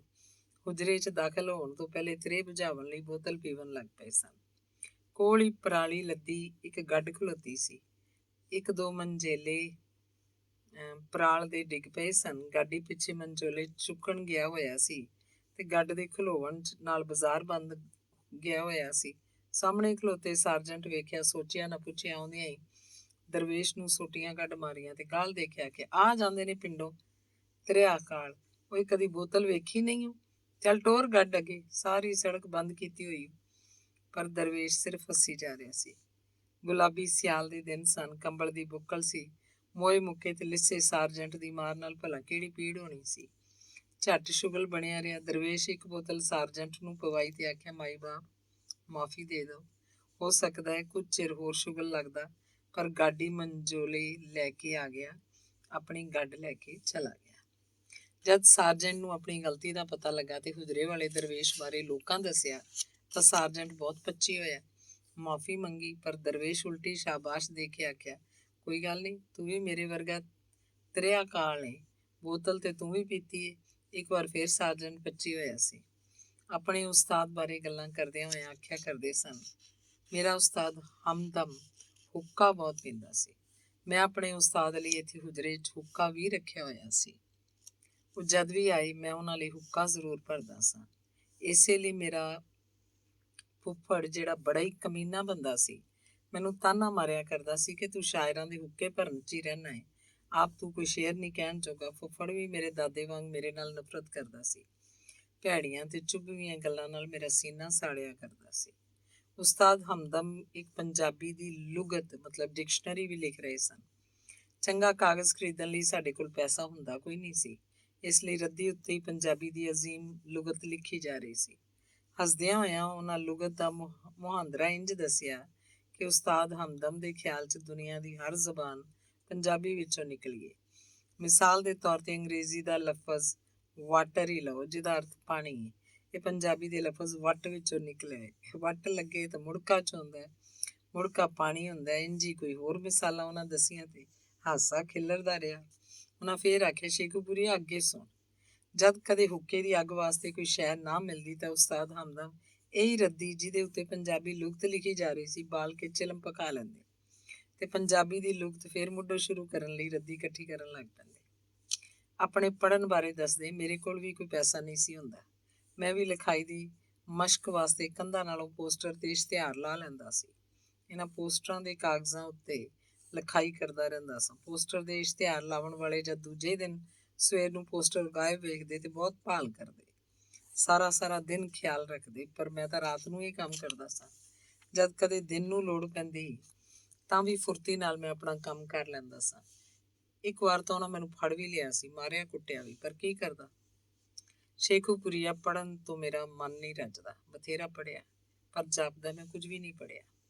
ਉਹਨਾਂ ਦੇ ਪੜ੍ਹਨ ਵਾਲੇ ਸ਼ੌਕ ਨੂੰ ਵੇਖ ਕੇ ਤੇ ਬਾਕੀ ਦੀਆਂ ਭੀੜਾਂ ਬਾਰੇ ਸੁਣ ਕੇ ਮੇਰੇ ਮੂੰਹ ਨਿਕਲਿਆ, ਵਾਹ ਗੁਰੂ, ਜਿਹੋ ਜਿਹੇ ਹਾਲਾਤ ਵਿੱਚ ਤੁਸੀਂ ਪੜ੍ਹੇ ਹੋ ਤੇ ਦੁਨੀਆ ਜਹਾਨ ਦੇ ਚੰਗੇ ਤੇ ਮਸ਼ਹੂਰ ਅਦਬ ਬਾਰੇ ਜਾਣਕਾਰੀ ਰੱਖਦੇ ਹੋ, ਇਹ ਬਸ ਤੁਹਾਡੀ ਹਿੰਮਤ ਹੈ। ਕਈ ਜ਼ਬਾਨਾਂ ਵੀ ਸਿੱਖ ਲਈਆਂ, ਬੜੀ ਗੱਲ ਹੈ ਉਸਤਾਦ ਜੀ। ਨਹੀਂ ਸ਼ੇਖੂਪੁਰੀਆ, ਮੈਂ ਕੁਝ ਵੀ ਨਹੀਂ ਪੜ੍ਹ ਸਕਿਆ। ਇਸੇ ਗੱਲ ਦਾ ਹੀ ਤੇ ਦੁੱਖ ਹੈ ਮੈਨੂੰ। ਰੋਟੀ ਟੁੱਕਰ ਵਾਸਤੇ ਟੱਕਰਾਂ ਮਾਰਨੀਆਂ ਪੈਂਦੀਆਂ ਨੇ, ਨਹੀਂ ਤੇ ਮੈਂ ਇਸ ਹੁਜਰੇ ਦੇ ਅੰਦਰੋਂ ਕੁੰਡੀ ਲਾ ਲਵਾਂ ਤੇ ਬਸ ਪੜ੍ਹਦਾ ਹੀ ਰਵਾਂ। ਪਰ ਭੁੱਖ ਬਹੁਤ ਬੁਰੀ ਚੀਜ਼ ਹੈ। ਹਾਂ, ਭੁੱਖ ਵਾਕਈ ਬਹੁਤ ਬੁਰੀ ਚੀਜ਼ ਹੈ। ਭੁੱਖ ਦੇ ਤਾਂ ਮੈਨੂੰ ਵੀ ਹੱਥ ਲੱਗੇ ਹੋਏ ਨੇ। ਉਸਤਾਦ ਜੀ ਹੌਲੀ ਹੌਲੀ ਗੱਲਾਂ ਕਰ ਰਹੇ ਸਨ। ਜ਼ਬਾਨ ਸਾਥ ਨਹੀਂ ਸੀ ਦੇ ਰਹੀ। ਇੱਕ ਇੱਕ ਲਫ਼ਜ਼ ਬੋਲਣ ਲਈ ਬੜੀ ਤਕਲੀਫ ਸਹਿਣੀ ਪੈ ਰਹੀ ਸੀ। ਮੈਂ ਉਹਨਾਂ ਦੀ ਹਾਲਤ ਵੇਖ ਕੇ ਅੰਦਰੋਂ ਅੰਦਰੀ ਰੋ ਰਿਹਾ ਸਾਂ ਤੇ ਮੇਰਾ ਉਸਤਾਦ ਆਪਣੇ ਵਰਗੇ ਕਰੋੜਾਂ ਇਨਸਾਨਾਂ ਦੀ ਆਜ਼ਾਦੀ ਤੇ ਖੁਸ਼ਹਾਲੀ ਲਈ ਹਰ ਆਮਰ ਨਾਲ ਲੜ ਰਿਹਾ ਸੀ। ਕੋਨੇ ਕੋਨੇ 'ਚ ਜਾ ਕੇ ਧਰਤੀ ਤੇ ਇਨਸਾਨੀ ਅਜ਼ਮਤ ਦੇ ਗੀਤ ਗਾਵਣ ਵਾਲਾ ਕਿਸੇ ਲੋਭ ਲਾਲਚ ਨਾ ਆਵਣ ਵਾਲਾ ਤੇ ਕਿਸੇ ਧਮਕੀਆਂ ਤੋਂ ਨਾ ਡਰਨ ਵਾਲਾ ਅੱਜ ਇੱਕ ਲਫ਼ਜ਼ ਲਈ ਦੁੱਖ ਵਿੱਚ ਹੀ ਤਕਲੀਫ ਵਿੱਚ ਇਸ ਸੋਚ ਪਾਰੋਂ ਮੇਰੀਆਂ ਅੱਖਾਂ ਕੁਝ ਬੁਝ ਗਈਆਂ ਸਨ। ਉਹਨਾਂ ਤਾੜ ਲਿਆ ਤੇ ਆਖਿਆ, ਸ਼ੇਖੂਪੁਰੀਆ, ਦਿਲ ਨਹੀਂ ਛੋਟਾ ਕਰੀਦਾ। ਨਹੀਂ ਜੀ, ਮੈਂ ਦਿਲ ਛੋਟਾ ਤਾਂ ਨਹੀਂ ਕਰ ਰਿਹਾ। ਫਿਰ ਕੀ ਗੱਲ ਹੈ, ਤੂੰ ਇੰਨਾ ਉਦਾਸ ਕਿਉਂ ਹੈ? ਮੈਂ ਸੋਚ ਰਿਹਾ ਲੋਕ ਕਿੰਝ ਅੱਖਾਂ ਫੇਰ ਲੈਂਦੇ ਨੇ। ਕੀ ਮਤਲਬ ਹੈ ਸ਼ੇਖੂਪੁਰੀਆ? ਕਿੱਧਰ ਇਸ਼ਾਰਾ ਹੈ ਤੇਰਾ? ਜਿਵੇਂ ਸੋਚ ਰਿਹਾ ਇੱਥੇ ਹੁਜਰੇ 'ਚ ਸਭ ਤੋਂ ਜ਼ਿਆਦਾ ਫਾਇਦਾ ਲੈਣ ਵਾਲਾ ਬੰਦਾ ਜਿਹੜਾ ਤੁਹਾਤੋਂ ਸ਼ੇਅਰ ਸੁਣ ਕੇ ਲਿਖ ਕੇ ਲੈ ਜਾਂਦਾ ਹੈ, ਅੱਜ ਉਹ ਹੀ ਤੁਹਾਨੂੰ ਰੱਬ ਕੋਲੋਂ ਦੂਰੀ ਦਾ ਤਾਨਾ ਦੇਵਣ ਲੱਗ ਪਿਆ। ਕੀ ਤੇਰਾ ਇਸ਼ਾਰਾ ਉਸ ਵੱਲ ਹੈ? ਜੀ, ਮੇਰਾ ਖਿਆਲ ਹੈ ਉਸੇ ਸਾਹਿਬ ਵੱਲ ਹੀ ਗਿਆ ਸੀ। ਮੈਨੂੰ ਉਹਦੇ ਸੁਭਾਅ ਤੇ ਰਵੱਈਏ ਤੋਂ ਦੁੱਖ ਹੋਇਆ ਸੀ। ਇਹਦਾ ਕੀ ਕਾਰਨ ਹੈ ਗੁਰੂ? ਮਜ਼ਹਬੀ ਬੰਦਾ ਤਾਂ ਨੇਕ ਅਖਵਾਉਂਦਾ ਹੈ, ਸਾਰੇ ਮਜ਼ਹਬ ਨੇਕੀ ਦੀ ਤਾਲੀਮ ਦਿੰਦੇ ਨੇ, ਫਿਰ ਮਜ਼ਹਬੀ ਬੰਦਾ ਨੇਕ ਕਿਉਂ ਨਹੀਂ ਹੋ ਸਕਦਾ? ਮੇਰੇ ਇਸ ਸਵਾਲ ਉੱਤੇ ਉਹਨਾਂ ਕੁਝ ਤਲਖੀ ਨਾਲ ਆਖਿਆ, ਉਹ ਇਹ ਕਿਹੜਾ ਮਜ਼ਹਬ ਨੇਕੀ ਦੀ ਤਾਲੀਮ ਦਿੰਦਾ ਹੈ? ਤੇਰੀ ਮੱਤ ਮਾਰੀ ਗਈ ਹੈ। ਮਜ਼ਹਬ ਹੀ ਤਾਂ ਬੰਦੇ ਨੂੰ ਭੈੜ ਕਰਨ ਦੀ ਇਜਾਜ਼ਤ ਦਿੰਦਾ ਹੈ। ਮਜ਼ਹਬ ਹੀ ਇਨਸਾਨਾਂ 'ਚ ਫੁੱਟ ਪਵਾਉਂਦਾ ਹੈ। ਤੈਨੂੰ ਅਜੇ ਤੀਕਰ ਸਮਝ ਹੀ ਨਹੀਂ ਆਈ? ਫਿਰ ਸ਼ੇਖੂਪੁਰੀਆ ਉੱਤੇ ਜ਼ੋਰ ਪਾ ਕੇ ਆਖਿਆ, ਮਜ਼ਹਬ ਹਰ ਤਖਲੀਕ ਦਾ ਦੁਸ਼ਮਣ ਹੈ। ਉਹਨਾਂ ਦੀ ਇਹ ਗੱਲ ਮੇਰੇ ਲਈ ਇੱਕ ਹੋਰ ਇਨਕਸਾਫ ਸੀ, ਇੱਕ ਨਵੀਂ ਗੱਲ ਸੀ। ਮਜ਼ਹਬ ਬੰਦੇ ਨੂੰ ਭੈੜ ਕਰਨ ਦੀ ਇਜਾਜ਼ਤ ਦਿੰਦਾ। ਮੈਂ ਅਰਜ਼ ਕੀਤੀ, ਗੁਰੂ, ਮੇਰੇ ਲਈ ਇਹ ਗੱਲ ਨਵੀਂ ਤੇ ਅਜੀਬ ਹੈ। ਤੁਹਾਡੀ ਤਬੀਅਤ ਸੰਭਲੀ ਤਾਂ ਮੈਂ ਗੱਲ ਸਮਝਣ ਦੀ ਕੋਸ਼ਿਸ਼ ਕਰਾਂਗਾ। ਹੁਣੇ ਹੀ ਸਮਝ ਲੈ, ਮੇਰੀ ਤਬੀਅਤ ਦਾ ਕੋਈ ਇਤਬਾਰ ਨਹੀਂ ਹੋ। ਮੈਨੂੰ ਰੱਬ ਕੋਲੋਂ ਦੂਰੀ ਦਾ ਤਾਨਾ ਦੇਵਣ ਵਾਲੇ ਆਪ ਰੱਬ ਕੋਲੋਂ ਦੂਰ ਨੇ। ਵੇਖੀ, ਉਸ ਬੰਦੇ ਨੇ ਕਦੀ ਸੁਖੀ ਨਹੀਂ ਹੋ ਰਹਿਣਾ। ਪਰ ਗੁਰੂ, ਤੁਸੀਂ ਕਦੇ ਕਿਸੇ ਨੂੰ ਬਦਦੁਆ ਨਹੀਂ ਦਿੱਤੀ, ਅੱਜ ਕਿਉਂ? ਇਹ ਬਦਦੁਆ ਨਹੀਂ, ਮੇਰਾ ਤਜ਼ਜ਼ੀਆ, ਵਿਸ਼ਲੇਸ਼ਣ ਹੈ। ਸਾਰੀ ਹਯਾਤੀ ਮੈਂ ਬੰਦੇ ਹੀ ਪੜ੍ਹਦਾ ਰਿਹਾ ਵਾਂ। ਮੇਰੇ ਖਿਆਲ 'ਚੋਂ ਲੋੜ ਤੋਂ ਜ਼ਿਆਦਾ ਚਲਾਕ ਬਣ ਕੇ ਵਿਖਾਉਂਦਾ ਹੈ।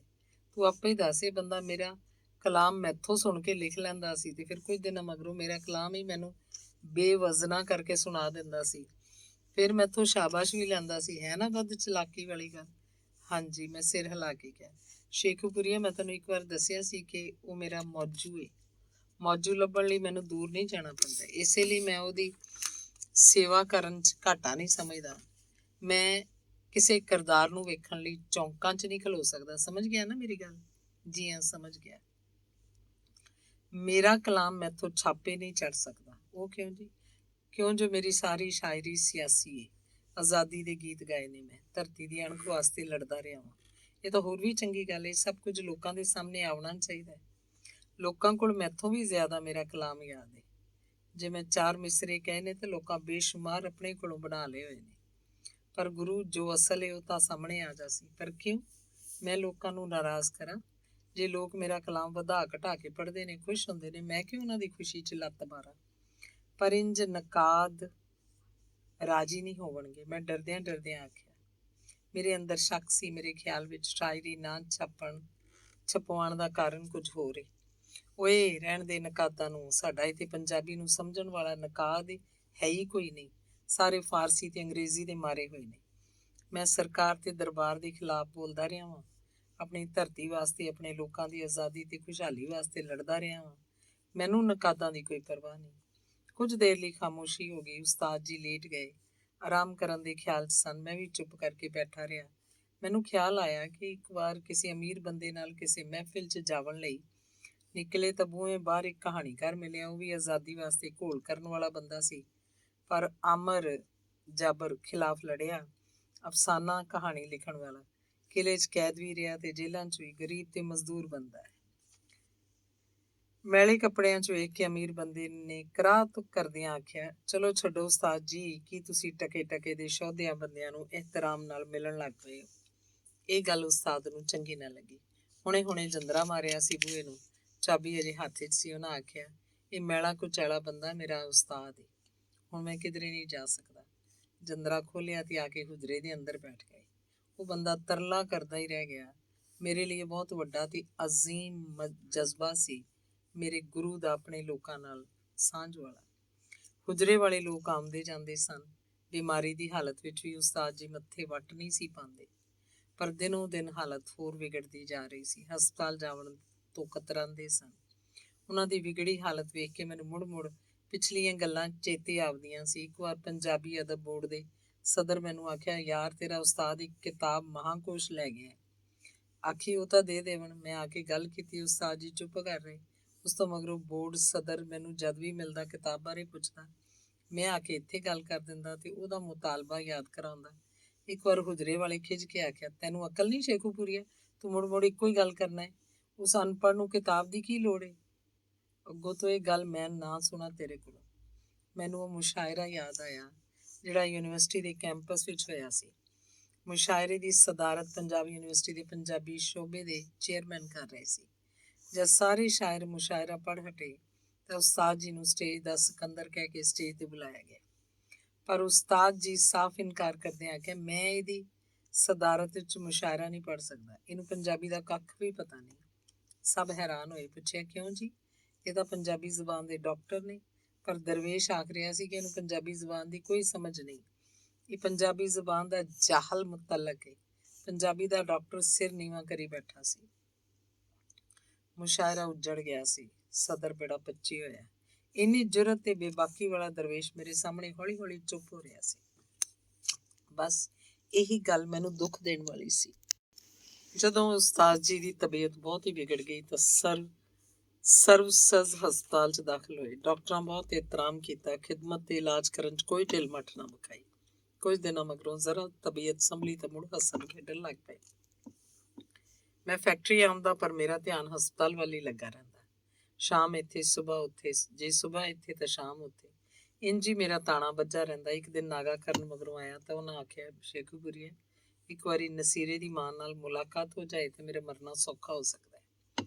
ਗੱਲ ਤਾਂ ਉਹਨਾਂ ਕਰ ਦਿੱਤੀ, ਪਰ ਅੰਦਰੋਂ ਉਹ ਵੀ ਜਾਣਦੇ ਸੀ ਕਿ ਨਸੀਰੇ ਦੀ ਮਾਂ ਨਾ ਇੱਥੇ ਆ ਸਕਦੀ ਤੇ ਨਾ ਇਹ ਉੱਥੇ ਜਾ ਸਕਦੇ ਨੇ।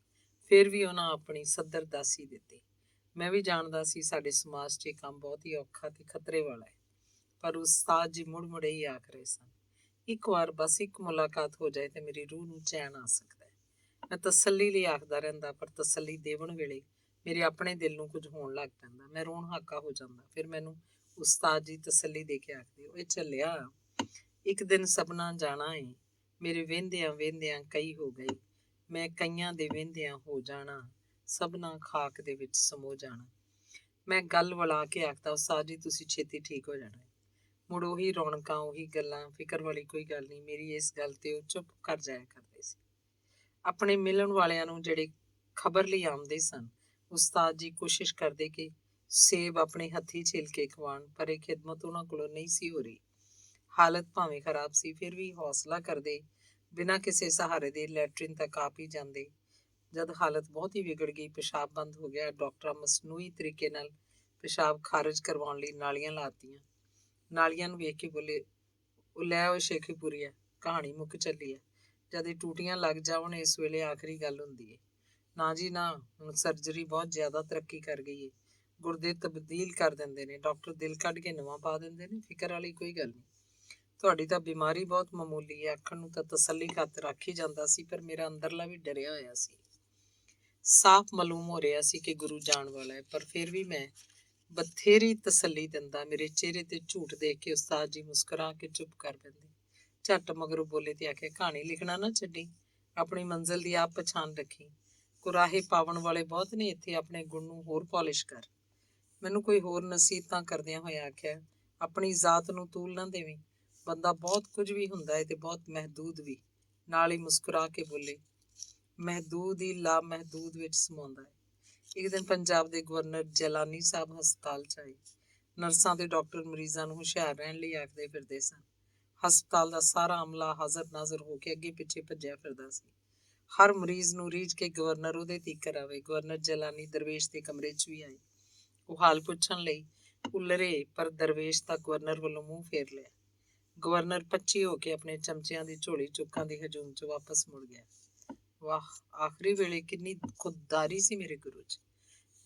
ਬਿਸਤਰ ਮਰਗ ਉੱਤੇ ਬੰਦਾ ਹਰ ਇੱਕ ਕੋਲੋਂ ਹਮਦਰਦੀ ਦੇ ਬੋਲ ਸੁਣਨਾ ਚਾਹੁੰਦਾ, ਪਰ ਇੱਥੇ ਤਾਂ ਮਾਮਲਾ ਹੀ ਉਲਟ ਸੀ। ਮੇਰਾ ਬੁਝਿਆ ਦਿਲ ਆਪਣੇ ਉਸਤਾਦ ਦੀ ਖੁਦਦਾਰੀ ਉੱਤੇ ਖੁਸ਼ ਹੋ ਕੇ ਹੱਸ ਪਿਆ ਸੀ। ਮੈਂ ਉਹਨਾਂ ਦੇ ਪੈਰਾਂ ਨੂੰ ਚੁੰਮ ਲਿਆ। ਉਹਨਾਂ ਆਖਿਆ, ਕਿੰਨੇ ਮਕਾਰ ਹੁੰਦੇ ਨੇ ਟੋਡੀ ਬੱਚੇ, ਸਾਮਰਾਜ ਦੇ ਸਦਾਏ ਹੋਏ, ਮੋਇਆਂ ਦੇ ਮੂੰਹ ਤੇ ਮੱਖਣ ਮਲ ਕੇ ਫਿਰਦੇ ਨੇ, ਮੁਲਕ ਤੇ ਕੌਮ ਦੇ ਵੈਰੀ ਨੇ। ਸ਼ੇਖੂਪੁਰੀਆ, ਬਹੁਤੀ ਦੇਰ ਤੀਕਰ ਆਮਰੀਅਤ ਕਾਇਮ ਨਹੀਂ ਰਹਿ ਸਕਦੇ। ਬਿਲਕੁਲ ਜੀ, ਤੁਸੀਂ ਠੀਕ ਹੀ ਆਖਦੇ ਹੋ। ਤੁਸੀਂ ਸਾਰੇ ਤਲਤ ਮਹਿਮੂਦ, ਰਾਜਾ ਰਿਆਜ਼, ਸਾਈਂ ਅਖਤਰ ਤੇ ਕਈ ਹੋਰ ਸੱਜਣ ਹਾਮੀ ਭਰਦੇ। ਬਿਮਾਰੀ ਕਾਬੂ 'ਚ ਨਹੀਂ ਸੀ ਆ ਰਹੀ। ਡਾਕਟਰ ਆਪਣਾ ਵੱਸ ਲਾ ਰਹੇ ਸਨ, ਪਰ ਹਾਲਤ ਦਿਨੋਂ ਦਿਨ ਖਰਾਬ ਹੁੰਦੀ ਜਾ ਰਹੀ ਸੀ। ਲੁਕਾਈ ਦਾ ਜਿਹੜਾ ਵੀ ਬੰਦਾ ਖਬਰ ਲਈ ਆਉਂਦਾ, ਉਸਤਾਦ ਜੀ ਉਹਨੂੰ ਵੇਖ ਕੇ ਡੁਸਕ ਪੈਂਦੇ ਸਨ। ਲੋਕਾਂ ਦਾ ਤਾਣਾ ਲੱਗਾ ਰਹਿੰਦਾ ਸੀ। 2 ਆ ਰਹੇ ਸਨ, 1 ਜਾ ਰਿਹਾ। ਕਮਰੇ ਦੇ ਬਾਹਰ ਹਰ ਵੇਲੇ ਇੱਕ ਭੀੜ ਲੱਗੀ ਰਹਿੰਦੀ ਸੀ। ਅਚਨਚੇਤ ਖਬਰ ਆਈ ਕਿ ਜਨਾਬ ਫੈਜ਼ ਅਹਿਮਦ ਫੈਜ਼ ਇਸ ਦੁਨੀਆ ਤੋਂ ਚਲਾਣਾ ਕਰ ਗਏ। ਇਹ ਖਬਰ ਸੁਣ ਕੇ ਉਸਤਾਦ ਜੀ ਤੜਪ ਉੱਠੇ। ਸਭ ਟੂਟੀਆਂ ਲਾ ਸੁੱਟੀਆਂ ਤੇ ਫੈਜ਼ ਸਾਹਿਬ ਦੇ ਆਖਰੀ ਦੀਦਾਰ ਲਈ ਉੱਠ ਟੁਰੇ। ਡਾਕਟਰਾਂ ਬਹੁਤ ਰੋਕਿਆ ਕਿ ਤੁਹਾਡੀ ਆਪਣੀ ਜਾਨ ਨੂੰ ਖਤਰਾ ਹੈ, ਪਰ ਉਸਤਾਦ ਜੀ ਇੱਕੋ ਗੱਲ ਹੀ ਕਹਿੰਦੇ ਸਨ ਕਿ ਉਹ ਮੇਰਾ ਯਾਰ ਸੀ, ਮੈਂ ਜਾਣਾ। ਤੱਕੋ ਧੱਕੇ ਚਲੇ ਗਏ। ਉੱਥੇ ਰੂਸੀ ਸਫੀਰ ਨਾਲ ਰੂਸੀ ਜ਼ਬਾਨ 'ਚ ਸਲਾਮ ਦੁਆ ਹੋਈ ਤਾਂ ਸਫੀਰ ਹੈਰਾਨ ਰਹਿ ਗਿਆ। ਫੈਜ਼ ਸਾਹਿਬ ਦੀ ਮੌਤ ਦਾ ਅਫਸੋਸ ਵੀ ਸਫੀਰ ਨੇ ਉਸਤਾਦ ਜੀ ਨਾਲ ਕਰਦਿਆਂ ਆਖਿਆ, ਧਰਤੀ ਦੇ ਅਜ਼ੀਮ ਲੋਕੋ, ਤੁਹਾਡੇ ਇੱਕ ਸਾਥੀ ਦੇ ਵਿਛੜਨ ਦਾ ਰੂਸ ਨੂੰ ਬਹੁਤ ਅਫਸੋਸ ਹੈ। ਉਸਤਾਦ ਜੀ ਉੱਥੋਂ ਰੋਂਦੇ ਹੋਏ ਪਰਤੇ। ਹਾਲਤ ਹੋਰ ਜ਼ਿਆਦਾ ਮਾੜੀ ਹੋ ਗਈ ਸੀ। ਗਸ਼ੀ ਦੇ ਦੌਰੇ ਪੈਣ ਲੱਗ ਪਏ ਸਨ। ਡਾਕਟਰਾਂ ਬਹੁਤ ਯਤਨ ਕੀਤੇ ਪਰ ਮੁੜ ਕੇ ਹਾਲਤ ਨਾ ਸੰਭਲ ਸਕੀ। ਥੋੜੇ ਦਿਨਾਂ ਮਗਰੋਂ 3 ਦਸੰਬਰ 1984 ਨੂੰ ਉਸਤਾਦ ਜੀ ਚਲਾਣਾ ਕਰ ਗਏ। ਮੈਂ ਜਾ ਕੇ ਨਸੀਰੇ ਦੀ ਮਾਂ ਨੂੰ ਦੱਸਿਆ, ਅੰਮਾ ਗੱਟੂ ਜੋੜ ਨੇ ਛੱਡ ਦਿੱਤੇ ਨੇ, ਉਹ ਸਾਨੂੰ ਵੀ ਛੱਡ ਗਏ ਨੇ। ਬੜੀ ਮੁਸ਼ਕਿਲ ਨਾਲ ਮੇਰੇ ਮੂੰਹ ਇਹ ਲਫ਼ਜ਼ ਨਿਕਲੇ। ਨਸੀਰੇ ਦੀ ਮਾਂ ਜਿਵੇਂ ਮੇਰੀ ਗੱਲ ਸੁਣ ਕੇ ਪੱਥਰ ਬਣ ਗਈ ਹੋਵੇ। ਉਹਦੀਆਂ ਅੱਖਾਂ ਮੇਰੇ ਚਿਹਰੇ ਤੇ ਗੱਡੀਆਂ ਗਈਆਂ। ਇੰਜ ਜਾਪਦਾ ਸੀ ਜੇ ਮੈਂ ਇੱਥੇ ਬਹੁਤੀ ਦੇਰ ਖਲੋਤਾ ਰਿਹਾ ਤੇ ਮੇਰਾ ਸਾਰਾ ਵਜੂਦ ਇਹਨਾਂ ਦੀ ਤਾੜੀ ਨਾਲ ਖੁਰ ਜਾਏਗਾ। ਮੈਂ ਘਬਰਾ ਕੇ ਉੱਥੋਂ ਪਰਤ ਆਇਆ। ਬੇਸ਼ੁਮਾਰ ਲੋਕਾਂ ਆ ਕੇ ਜਨਾਜ਼ਾ ਪੜ੍ਹਿਆ ਤੇ ਫਿਰ ਮਾਧੋ ਲਾਲ ਹੁਸੈਨ ਦੇ ਮਜ਼ਾਰ ਲਾਗੇ ਧਰਤੀ ਦੀ ਝੋਲ 'ਚ ਰੱਖ ਦਿੱਤਾ। ਮੇਰੇ ਲਈ ਤਾਂ ਬਹੁਤ ਮਾੜਾ ਹੋ ਗਿਆ ਸੀ। ਮੈਨੂੰ ਪੂਰਾ ਲਾਹੌਰ ਸ਼ਹਿਰ ਉਜਾੜ ਲੱਗਦਾ ਸੀ। ਇੱਥੇ ਕੋਈ ਵੀ ਤੇ ਮੇਰਾ ਆਪਣਾ ਨਹੀਂ ਸੀ ਰਿਹਾ। ਕੋਈ ਬੂਹਾ ਵੀ ਤੇ ਮੇਰੇ ਲਈ ਨਹੀਂ ਸੀ ਖੁੱਲ੍ਹਦਾ। ਸਾਰੇ ਦਰ ਬੰਦ ਹੋ ਗਏ ਸੀ। ਇੱਕ ਵਾਰ ਫੇਰ ਮੇਰਾ ਅੰਦਰਲਾ ਮੈਨੂੰ ਖਿੱਚ ਕੇ ਡੇਕ ਦੇ ਪੁਲ ਉੱਤੇ ਲੈ ਜਾਂਦਾ। ਉੱਥੇ ਬੈਠਿਆਂ ਸ਼ਾਮ ਪੈ ਜਾਂਦੀ ਹੈ, ਪਰ ਮੈਂ ਸ਼ਾਹੂ ਦੇ ਖਾਲੀ ਖੋਲਿਆਂ ਵੱਲ ਤਾੜੀ ਲਾਈ ਰੱਖਣਾ ਵਾਂ। ਡੇਕ ਦਾ ਪਾਣੀ ਉਂਝ ਹੀ ਵਗਦਾ ਪਿਆ ਏ। ਸ਼ਾਹੂ ਦੇ ਖੋਲੇ ਭਾਂ ਕਰਦੇ ਖਾਲੀ ਪਏ ਨੇ। ਸੂਰਜ ਡੁੱਬਦਾ ਜਾਂਦਾ ਹੈ। ਮੇਰੇ ਹੰਝੂ ਵਗ ਕੇ ਚੂਨੇ ਭਰੀ ਬੁਰਜੀ 'ਚ ਜਜ਼ਬ ਹੋ ਜਾਂਦੇ ਨੇ। ਰੋਂਦੂ ਦੀ ਕਾਰ ਰੋਜ਼ ਵਾਂਗਰ ਸੜਕ ਉੱਤੇ ਤਿਲਕਦੀ ਜਾ ਰਹੀ ਹੈ। ਮੈਂ ਯਾਦਾਂ ਦੀ ਭੁੱਬੜ ਵਿੱਚ ਭੁੱਜਦਾ ਜਾ ਰਿਹਾ ਹਾਂ। ਸਮਾਪਤ। ਧੰਨਵਾਦ।